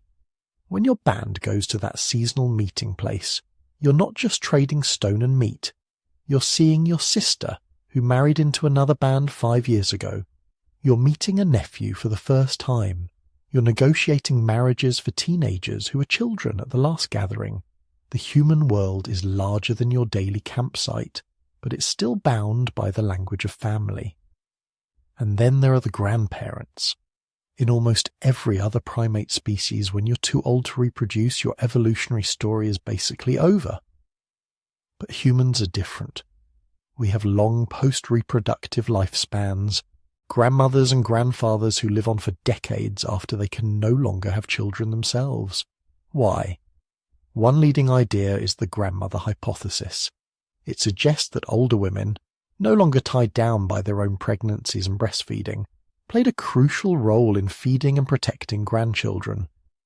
A grandmother who could dig up hard-to-find tubers or crack open tough nuts with years of skill allowed her daughter to have more children, more closely spaced. Her genes benefited not by direct reproduction but by keeping her descendants alive. Now scale that up to a whole band. Elders are walking libraries. They remember places no one alive has seen in their prime. They remember which plants are safe, which are poisonous, which only become edible after soaking or parching or roasting a certain way. They remember stories of the last time the rains failed, the last time strangers came over the ridge, the last time the river ran red with flood water. In a world with no writing, no archives, no internet, knowledge lives in people's minds. And those who've been alive the longest carry the densest, most compressed data. Children might spend their days partly with parents, partly in wild, chaotic play with other children, but also partly at the knees of grandparents, listening to stories, being corrected, absorbing rules, myths, survival tricks without even realizing they're learning. That 3-generation unit, grandparent, parent, child, may have been one of the key engines of human cultural evolution. Everything in this world is built on cooperation. Hunting large animals isn't something one person does alone with a heroic spear charge. It's dangerous, messy, highly coordinated. Some people drive the herd, others wait in ambush. Some distract, some kill, some finish the wounded. If one person panics or rushes too soon, the whole plan collapses and people can die. Childcare is shared too. In many modern foraging societies, alloparenting, care by people who aren't the biological parents, is the norm. Aunts, uncles, older siblings, grandparents, even unrelated camp members all pitch in. Your survival doesn't depend on just your mother. It depends on a whole network of adults who will pick you up when you cry, carry you when you're tired, hand you food, pull thorns from your feet, teach you which berries stain your fingers and which stain your insides. Food, when it's found, is rarely just hoarded. Sharing meat is almost universal among hunter-gatherers. That doesn't come from pure angelic generosity. It's a long-term survival strategy. You give today when you're lucky, so that someone else will give tomorrow when luck turns. Over tens of thousands of years, natural selection favoured minds that could handle this kind of social accounting. Who shared last time? Who cheats? Who pulls their weight? Who is generous even when they are tired? Our brains are wired to track reciprocity in excruciating detail because in these small bands, reputation is everything. Lose your reputation for fairness, and you might lose your access to future help. But cooperation was never perfect. Underneath the warmth of the campfire and the gentle rituals of sharing lies something darker. Skeletons from deep time sometimes tell stories that are not peaceful. Healed fractures in skulls, broken noses, forearms with old defensive breaks where someone raised an arm to ward off a blow, arrow points or spear tips lodged in bone.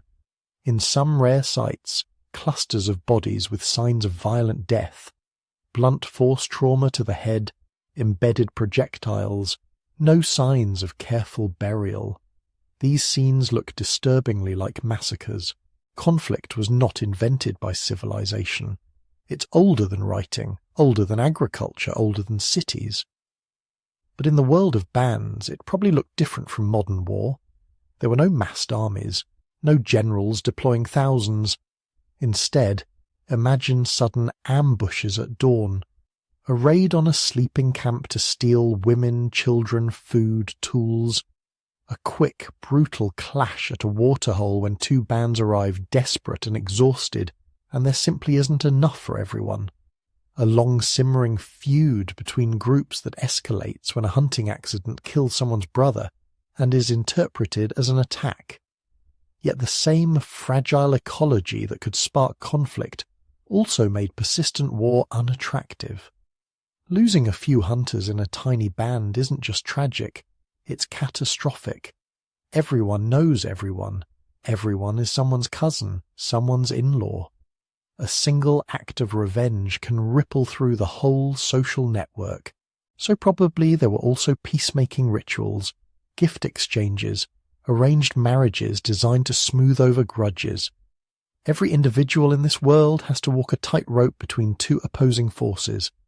On one side is autonomy, your desire to do what you want, go where you want, hunt how you want, fall in love with whom you want. On the other side is cohesion, your need for the group, for protection, for help raising children, for access to shared resources, for the comfort of familiar faces in the firelight. Lean too far toward autonomy, and you risk exile. Lean too far toward conformity, and you risk suffocation, anger, resentment. The balance is constantly renegotiated, moment to moment, conversation to conversation. You might push back against a suggested camp move, arguing to stay near a grove of fruit trees. You might refuse a proposed marriage. You might secretly meet someone from another band at the seasonal gathering. Human social life has always had a hidden layer of quiet resistance and personal dreams, even in the most communal settings. Holding all of this together, cooperation, conflict, memory, identity, is language. Not just a few grunts and calls, but rich, structured speech capable of expressing who owes what to whom, who is related to whom, which plant to gather when the moon is in a particular phase, how to nap a stone or weave a net, what happened long before you were born. Around the fire at night, storytelling isn't entertainment layered on top of survival. It is survival. A story about the ancestor who ignored a certain cloud formation and got caught in a deadly storm is a way of encoding meteorology as narrative. A myth about spirits that live in a particular ravine might really be a deeply remembered warning about rockfalls, snakes, or flash floods. Children drift to sleep listening to these stories. As they do, their brains are quietly building mental maps of the world, who to trust, where to go, what to fear, what to hope for. Adults listen too, correcting details, adding new episodes, arguing over interpretations. The stories themselves evolve, generation after generation, adapting to new conditions just like genes. Through language, a band of 30 people can carry the experience of thousands of years. Lessons learned in a drought 100 generations ago can still shape how someone makes a decision tomorrow morning. And because bands are linked in those long-distance networks, stories travel too. They flow along with obsidian blades and shell beads. A tale that began at one end of a continent might, centuries later, echo faintly in the ritual of a group thousands of miles away. When we look back on that world from today, from our cities and nations and digital networks, it's easy to imagine those small bands as simple, but their social worlds were anything but simple. They were dense, layered, fragile and resilient all at once, built out of family ties and trade partnerships, rivalries and friendships, whispered gossip and public jokes, oaths sworn by the fire and quiet acts of kindness in the dark. This was the social laboratory where humanity was forged, where cooperation became our greatest strength, where conflict sharpened our wits and our caution, where grandparents became libraries, where language became a lifeline, and where the intricate dance between self and group began to take the shape we still live with today.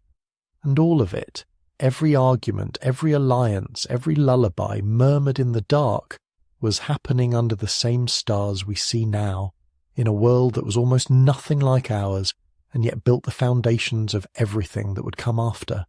Imagine looking at the last 2 million years not as a straight line, but as a heartbeat monitor. Up, down, warm periods and cold periods pulsing across deep time. That's the Pleistocene, the age of ice. For most of this era, the world your ancestors knew wasn't stable. It swung, sometimes slowly over tens of thousands of years, sometimes brutally fast in just a few human lifetimes. Temperatures could drop by several degrees in a couple of centuries. Rain belts shifted, forests turned to grassland to desert, and then back again.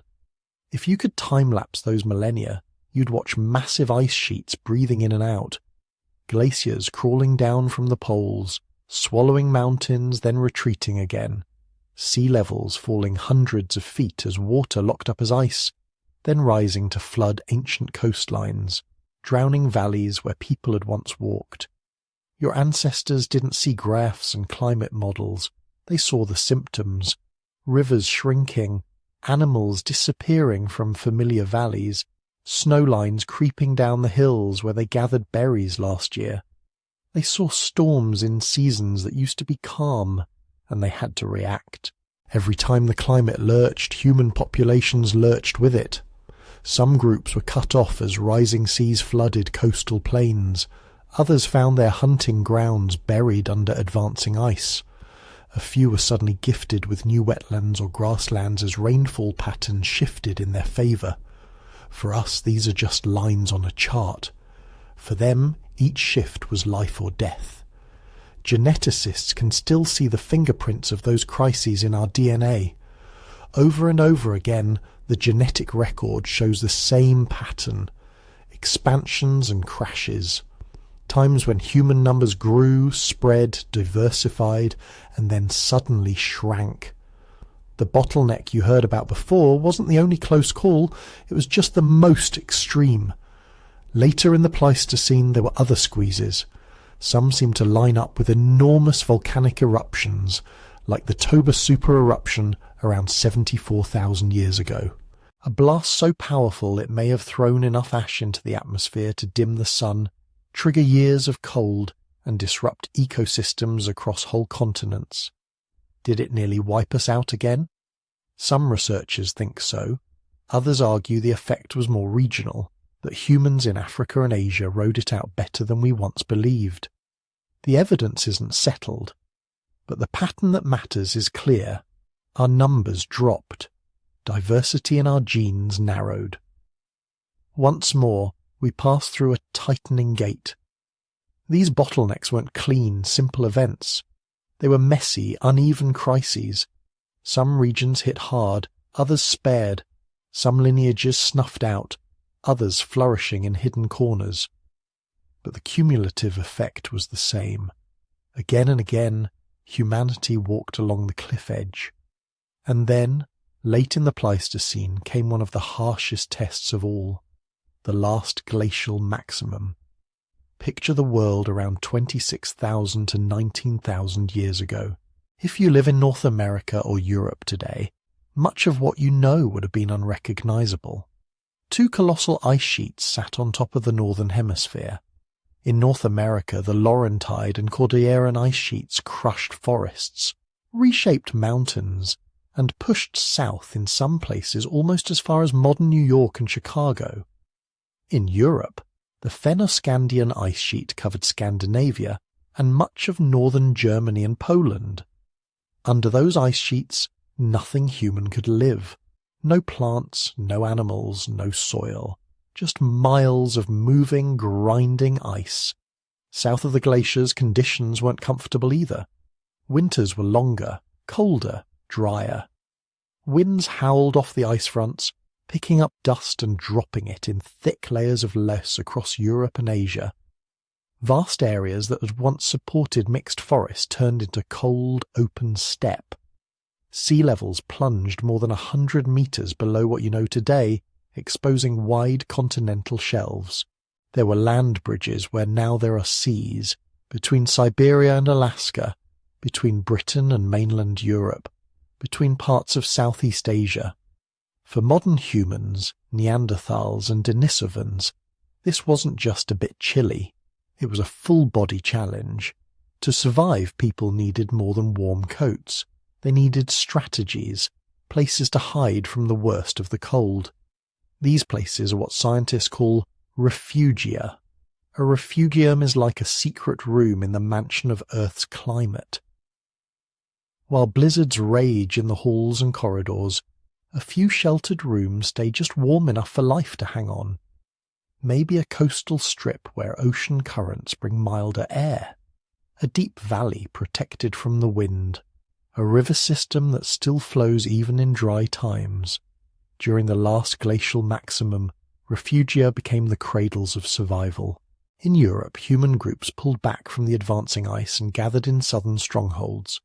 The Iberian Peninsula, parts of Italy, the Balkans, the areas around the Black Sea. In these pockets, cold but not utterly lethal, people could still find game, fuel, and fresh water. In Asia, the story was more complex. Some groups likely hugged the coasts, relying on marine resources. Fish, shellfish, seals buffered somewhat from the worst inland cold. Others retreated into river valleys and lower plains where herds still grazed on hardy grasses. In Africa, ice sheets didn't advance, but the climate still shifted dramatically. Some regions dried out. Others became more seasonal or unstable. Populations contracted into more favourable zones, along rivers, in highlands with reliable rainfall, in pockets where forest and grassland mixed. Inside these refugia, life narrowed. Home ranges shrank. People probably moved less and knew every rock, every stand of trees, every animal trail within a few days' walk. Social networks might have thinned as distances between safe zones grew. Isolation increased. Different refugia developed their own tool styles, their own customs, their own ways of telling stories around the fire. If you could sit quietly at the edge of one of those fires, you would have seen a very different daily life than in the lush interglacial times before. Clothing wasn't optional anymore. It was armour. People wore layered hides and furs sewn with bone needles so fine that some still astonish archaeologists today. They made tailored garments, leggings, parkas, boots lined with soft fur, hoods designed to trap warm air. Shelters weren't just windbreaks of branches and leaves, they were engineered spaces. In some parts of Ice Age Europe, people built semi-permanent dwellings with mammoth bones as frameworks, covered in hides, insulated with earth and snow. Caves became long-term homes, with hearths carefully placed to draw smoke upward and leave living areas relatively clear. And at the heart of all of it, there was the hunt. The Pleistocene world, even in its coldest phases, was full of giants, mammoths and mastodons roaming the steppe, woolly rhinoceroses, in the Americas giant ground sloths the size of small trucks, armoured glyptodons like living tanks, herds of enormous bison. In Eurasia, towering aurochs, wild horses, and the cave bears that claim the darkest chambers underground. For humans, these animals were both danger and salvation. Hunting a mammoth wasn't just about meat. It was about everything. A single kill could feed a band for weeks. The hide could become clothing, shelter coverings, bags. The sinews became thread. The bones became tools, building materials, even fuel. Fat could be burned for light or stored as dense energy for lean times. But taking down something that large in sub-zero temperatures, often with wind-whipping ice crystals into your face, wasn't simple bravery. It was finely tuned knowledge and cooperation. You'd need to know the migration routes, the weak points in a herd's defensive circle, how ice and snow would support or betray your footing. Hunters might drive animals toward concealed pits or into boggy ground where their weight worked against them. Spears, sometimes tipped with carefully shaped stone or bone points, had to be thrown with precision. In some regions, people used spear throwers, atlatls, to launch projectiles farther and harder than a bare arm could manage. Every part of the hunt was learned behavior, taught across generations, refined, shared between bands.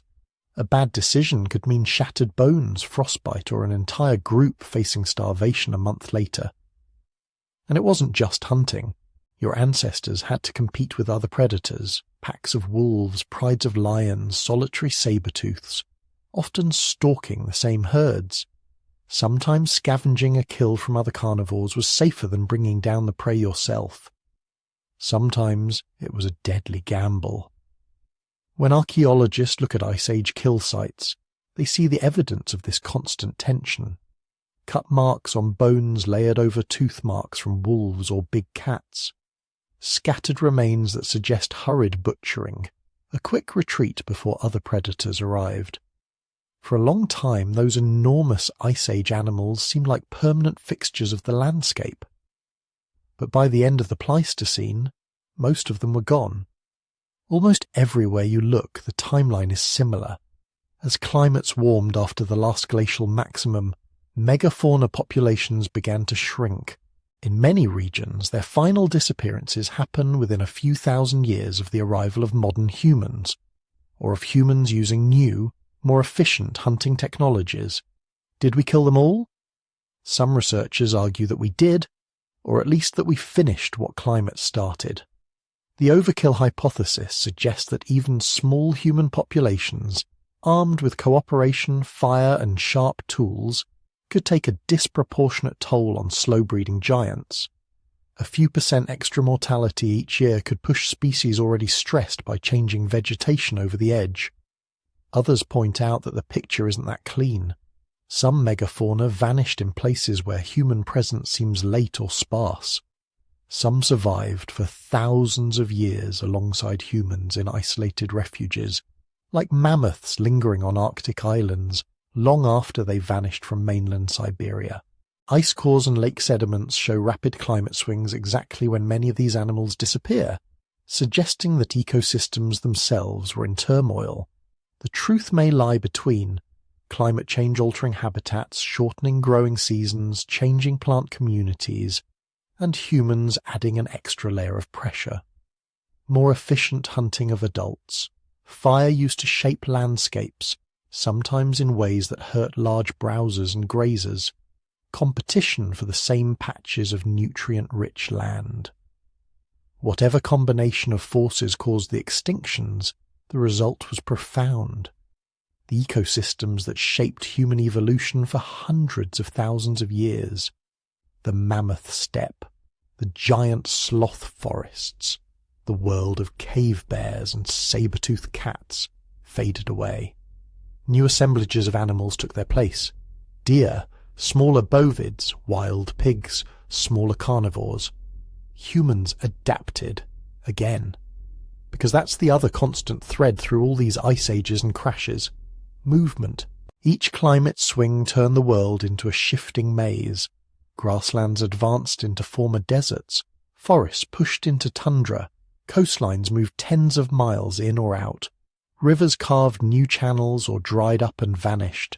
Your ancestors followed. Sometimes slowly, over generations, as herds gradually shifted their ranges and people went with them. Sometimes abruptly, when drought hit, or when a once reliable valley failed.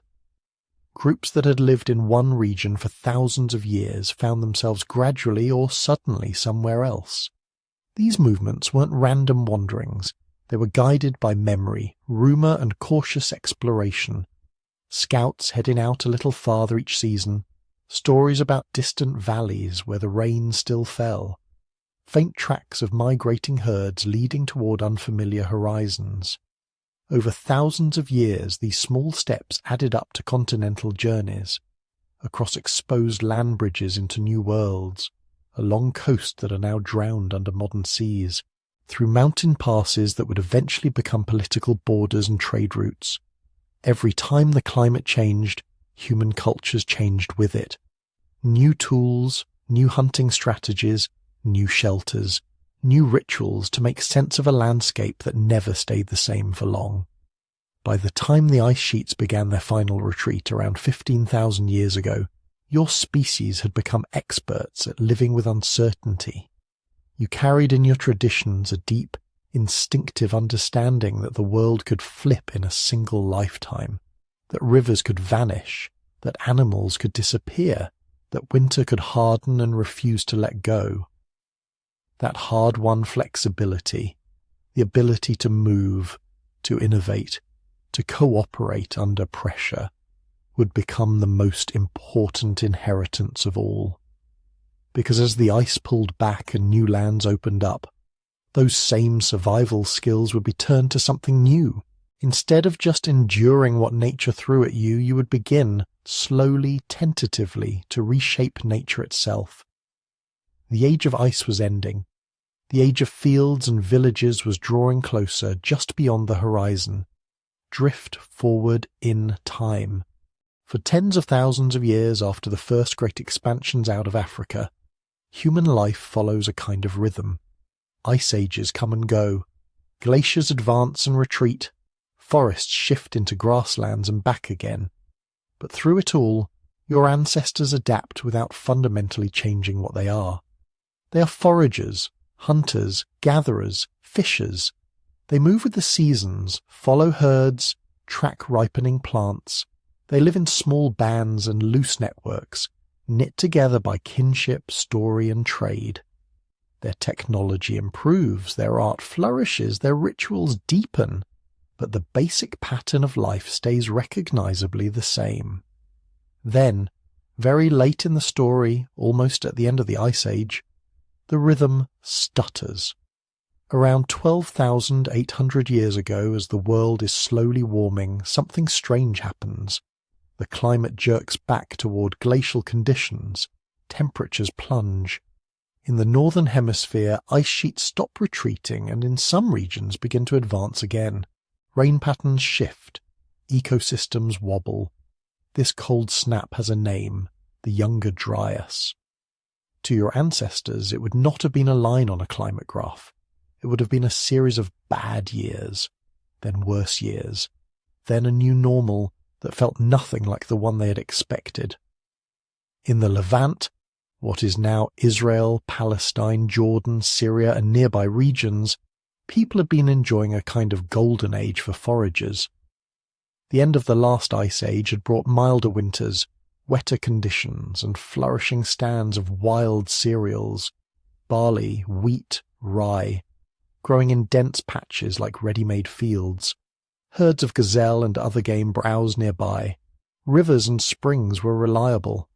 You could, for the first time in human history, stay put for much of the year and still eat well. Then the Younger Dryas hit. The climate turned drier and colder. Those lush stands of wild grain shrank. Some springs failed. Animal populations shifted or declined. For people who had begun to build semi-permanent villages, this was a crisis of expectations. You can wander when you live light. It's harder when you've already started to settle in. Faced with this new unpredictability, human groups along the eastern Mediterranean seem to have tried something radically different.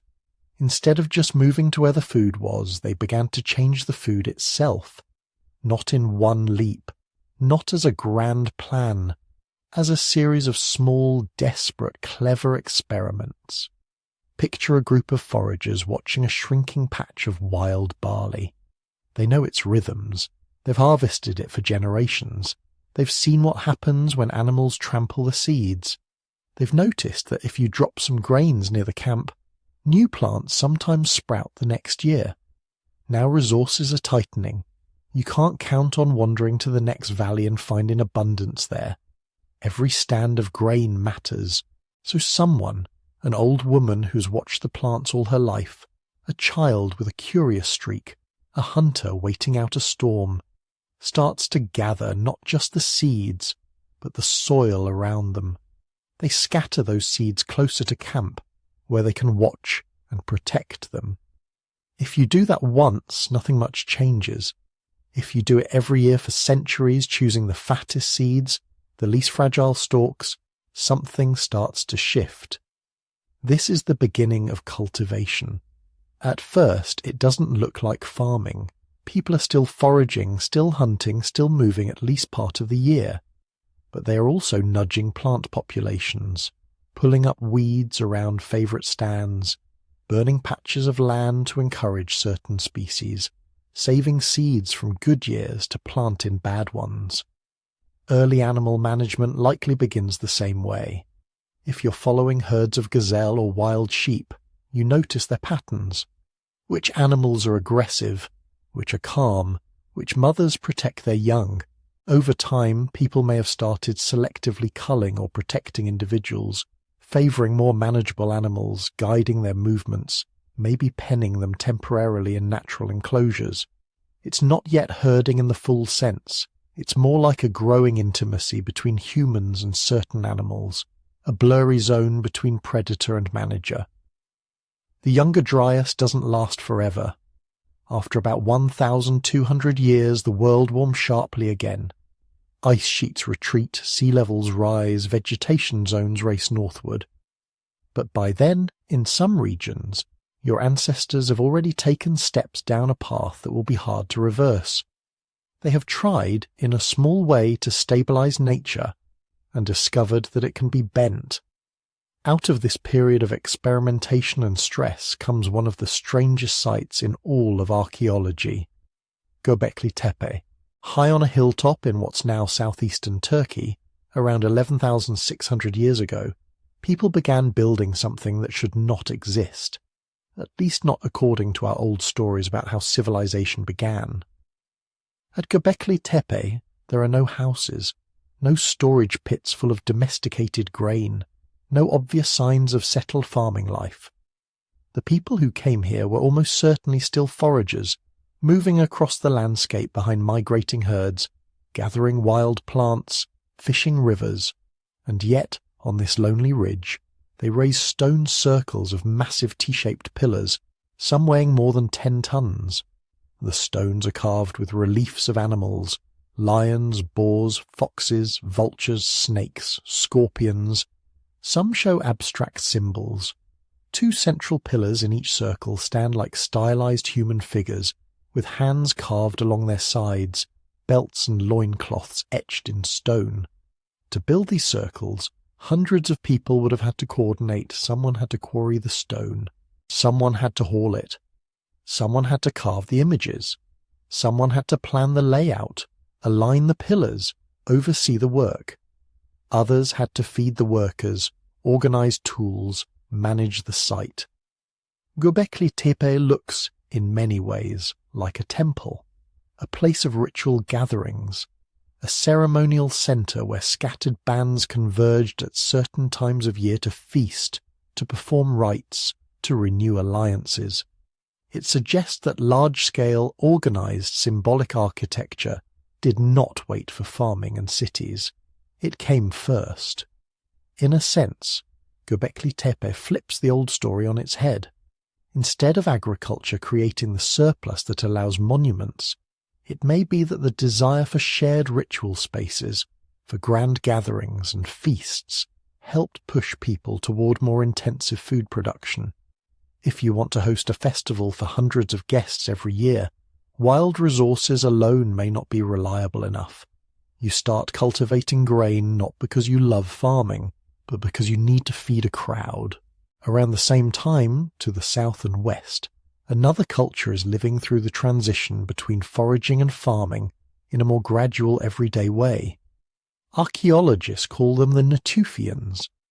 From about 14,500 to 11,500 years ago, Natufian communities flourished in the Levantine corridor: Israel, Palestine, Lebanon, Western Syria, Jordan. They are some of the first people we know of who build permanent stone houses while still relying heavily on wild foods. Natufian villages are small clusters of semicircular houses, partly dug into the ground, with stone foundations and brush or thatch roofs. Inside we find grinding stones, mortars and pestles worn smooth by years of use, suggesting intensive processing of wild cereals and nuts.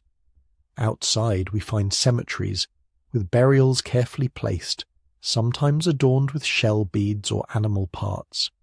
These people are not yet farmers. They hunt gazelle, deer, small game.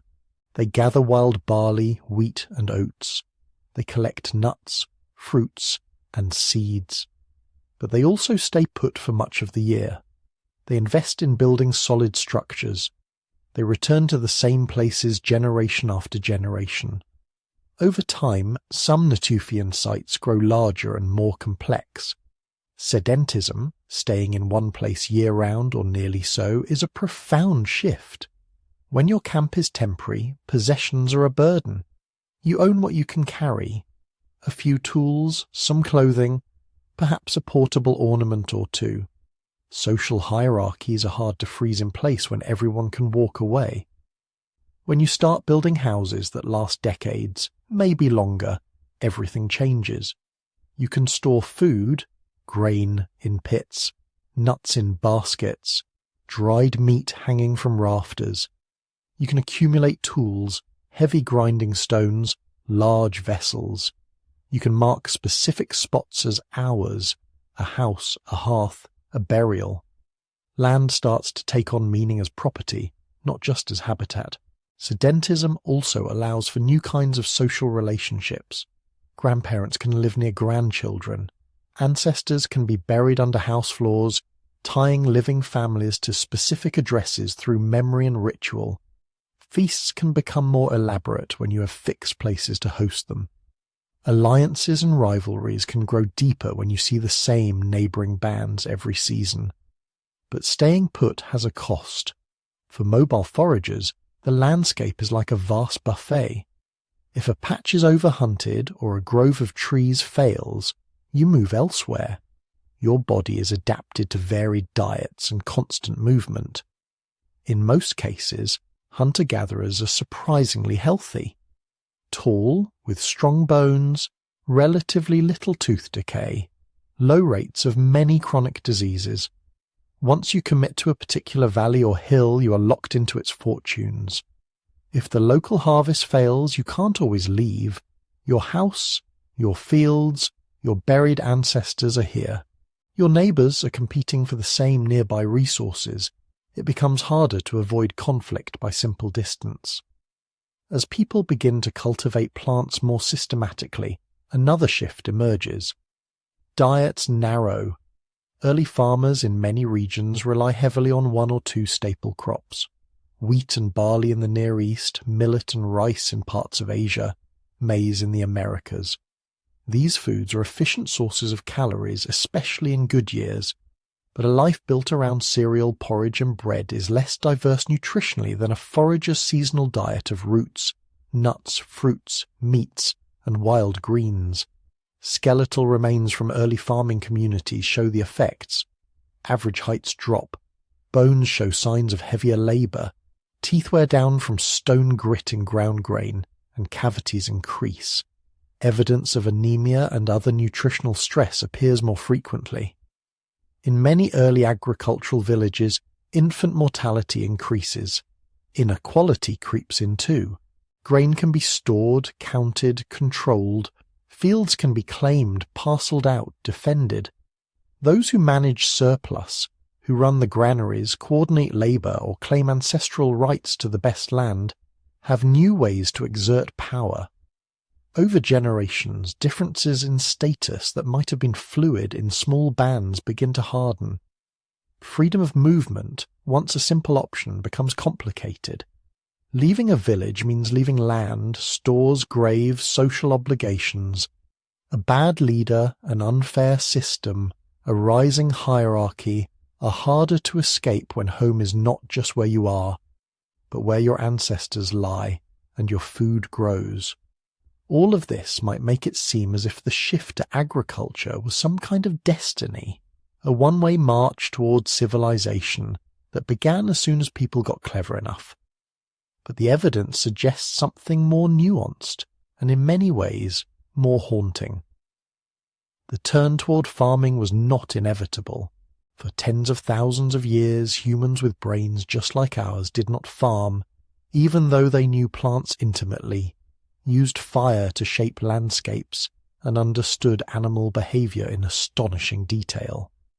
Even after the first experiments with cultivation, many groups chose to remain foragers or mixed forager farmers for thousands of years. In some regions, people tried early agriculture, then walked away from it when conditions changed. The decisive pushes seem to come at particular moments and places, when climate shifts make wild resources less predictable, when growing populations press against the carrying capacity of stable, rich environments, when ritual centres and social networks demand regular feasts and offerings, creating pressure to produce surplus. In other words, farming emerges as a series of local solutions to local problems, not as a universal upgrade. Each valley, each coastline, each river plain tells its own story of experiments, failures, partial adoptions, and only gradually, full commitment.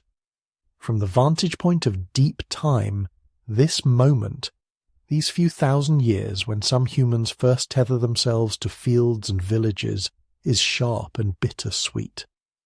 On one side of the threshold is a world where your ancestors roam through open landscapes, following migrating herds, visiting sacred hills and caves seasonally, carrying their stories in memory and song. Health is fragile, dangers are real, but so is a certain kind of autonomy.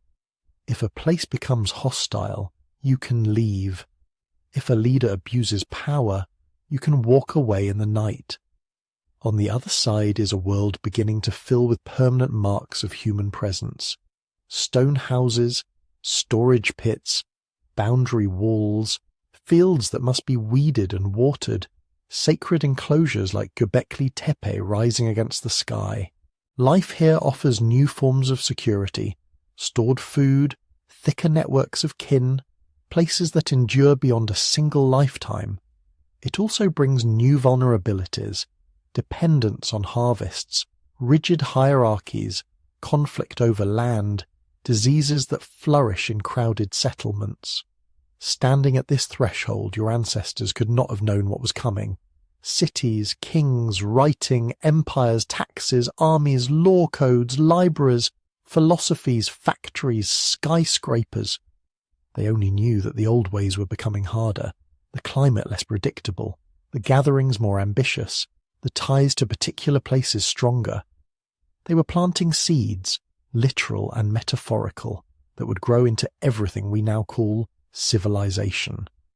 And once those seeds took root, the world of deep time, the world in which humans had lived for over 95% of their existence, began to fade. Not all at once, not everywhere. Foragers, pastoralists, and mixed societies would continue and still exist today. But the balance was shifting. Fields were spreading, villages were growing, monuments of stone were rising in landscapes that had once known only wind and weather. The long, wandering childhood of our species was ending. The age of settlements, surplus, and states was about to begin. So now, as the story slows down and the night gets deeper, come back to yourself for a moment, to your breathing, to the weight of your body where you're resting. This body you live in isn't a modern invention. It's a survival machine tuned across those hidden 100,000 years. Your hands are Stone Age hands, built to shape tools, carry firewood, cradle infants, scrape hides, braid fibers, and gesture while you speak. Your eyes are hunter-gatherer eyes. They notice movement at the edge of vision. They look for paths, faces, firelight. Your nervous system still expects a world of small groups and open horizons, not traffic lights and notification pings. Even your emotions are old. The warmth you feel with close friends. That's the echo of bandmates huddled round a fire, sharing meat and stories after a dangerous hunt. The anxiety you feel when you're excluded or ignored. That's the alarm bell of an ancient brain that knows exile could once mean death. The strange comfort of repetitive tasks, stirring a pot, knitting, tidying a room, that's the memory of countless hours gathering seeds, grinding grain, chipping stone, doing the small careful things that kept people alive. Civilization sits on top of all this like a thin layer of new paint. Cities, money, screens, schedules, these are the experiments. Agriculture, writing, kingdoms and corporations, algorithmic feeds and electric light, all of it compressed into the last tiny sliver of our timeline. For well over 90% of our species' existence, none of that was here. No skyscrapers, no empires, no 9 to 5. Just small groups of humans moving through big landscapes, adjusting to the seasons, watching the sky. That's the humbling part. We tend to treat our modern world as if it's the default, the destination evolution was aiming for. But from the perspective of deep time, it's the weird exception, the strange new thing we're still figuring out how to live with. The real baseline of human life is a campfire under unfamiliar stars, the hush of night insects, the crackle of embers, the sound of someone's voice telling a story in the dark. And that might be the deepest connection between you and those long-gone ancestors, the stories. For hundreds of thousands of years before writing, before cities, nighttime was the great theatre of the human mind. Imagine those countless prehistoric nights. People lying on their backs, staring up at a sky without light pollution, every star sharp and bright. Listening to the wind move through grass, to distant animal calls, to the quiet breathing of sleeping children. What did they dream about? What tales did they spin to explain the moon's changing face, or the patterns of the constellations? What kinds of lullabies did they sing? What jokes did they tell?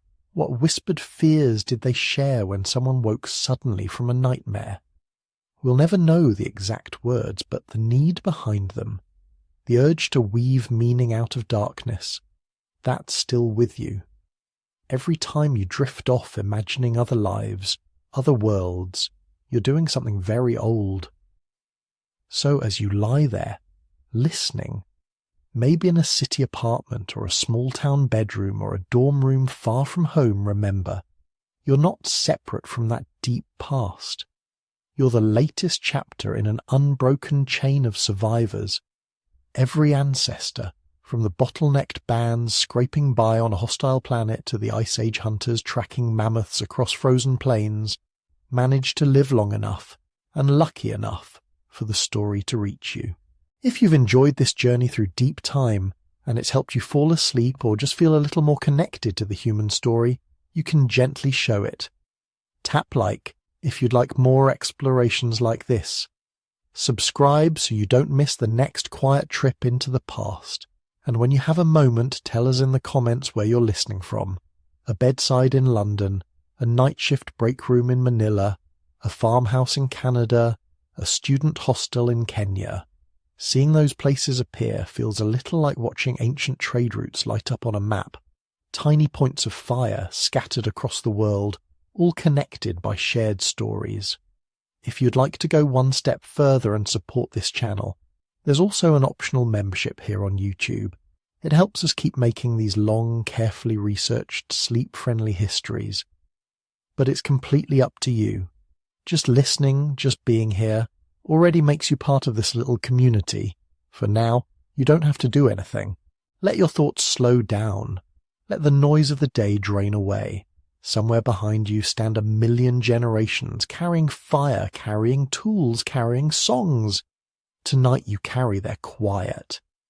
As you drift off to sleep, remember, you are not alone in time. You're the living edge of a very old story. And that story is still being written with every breath you take.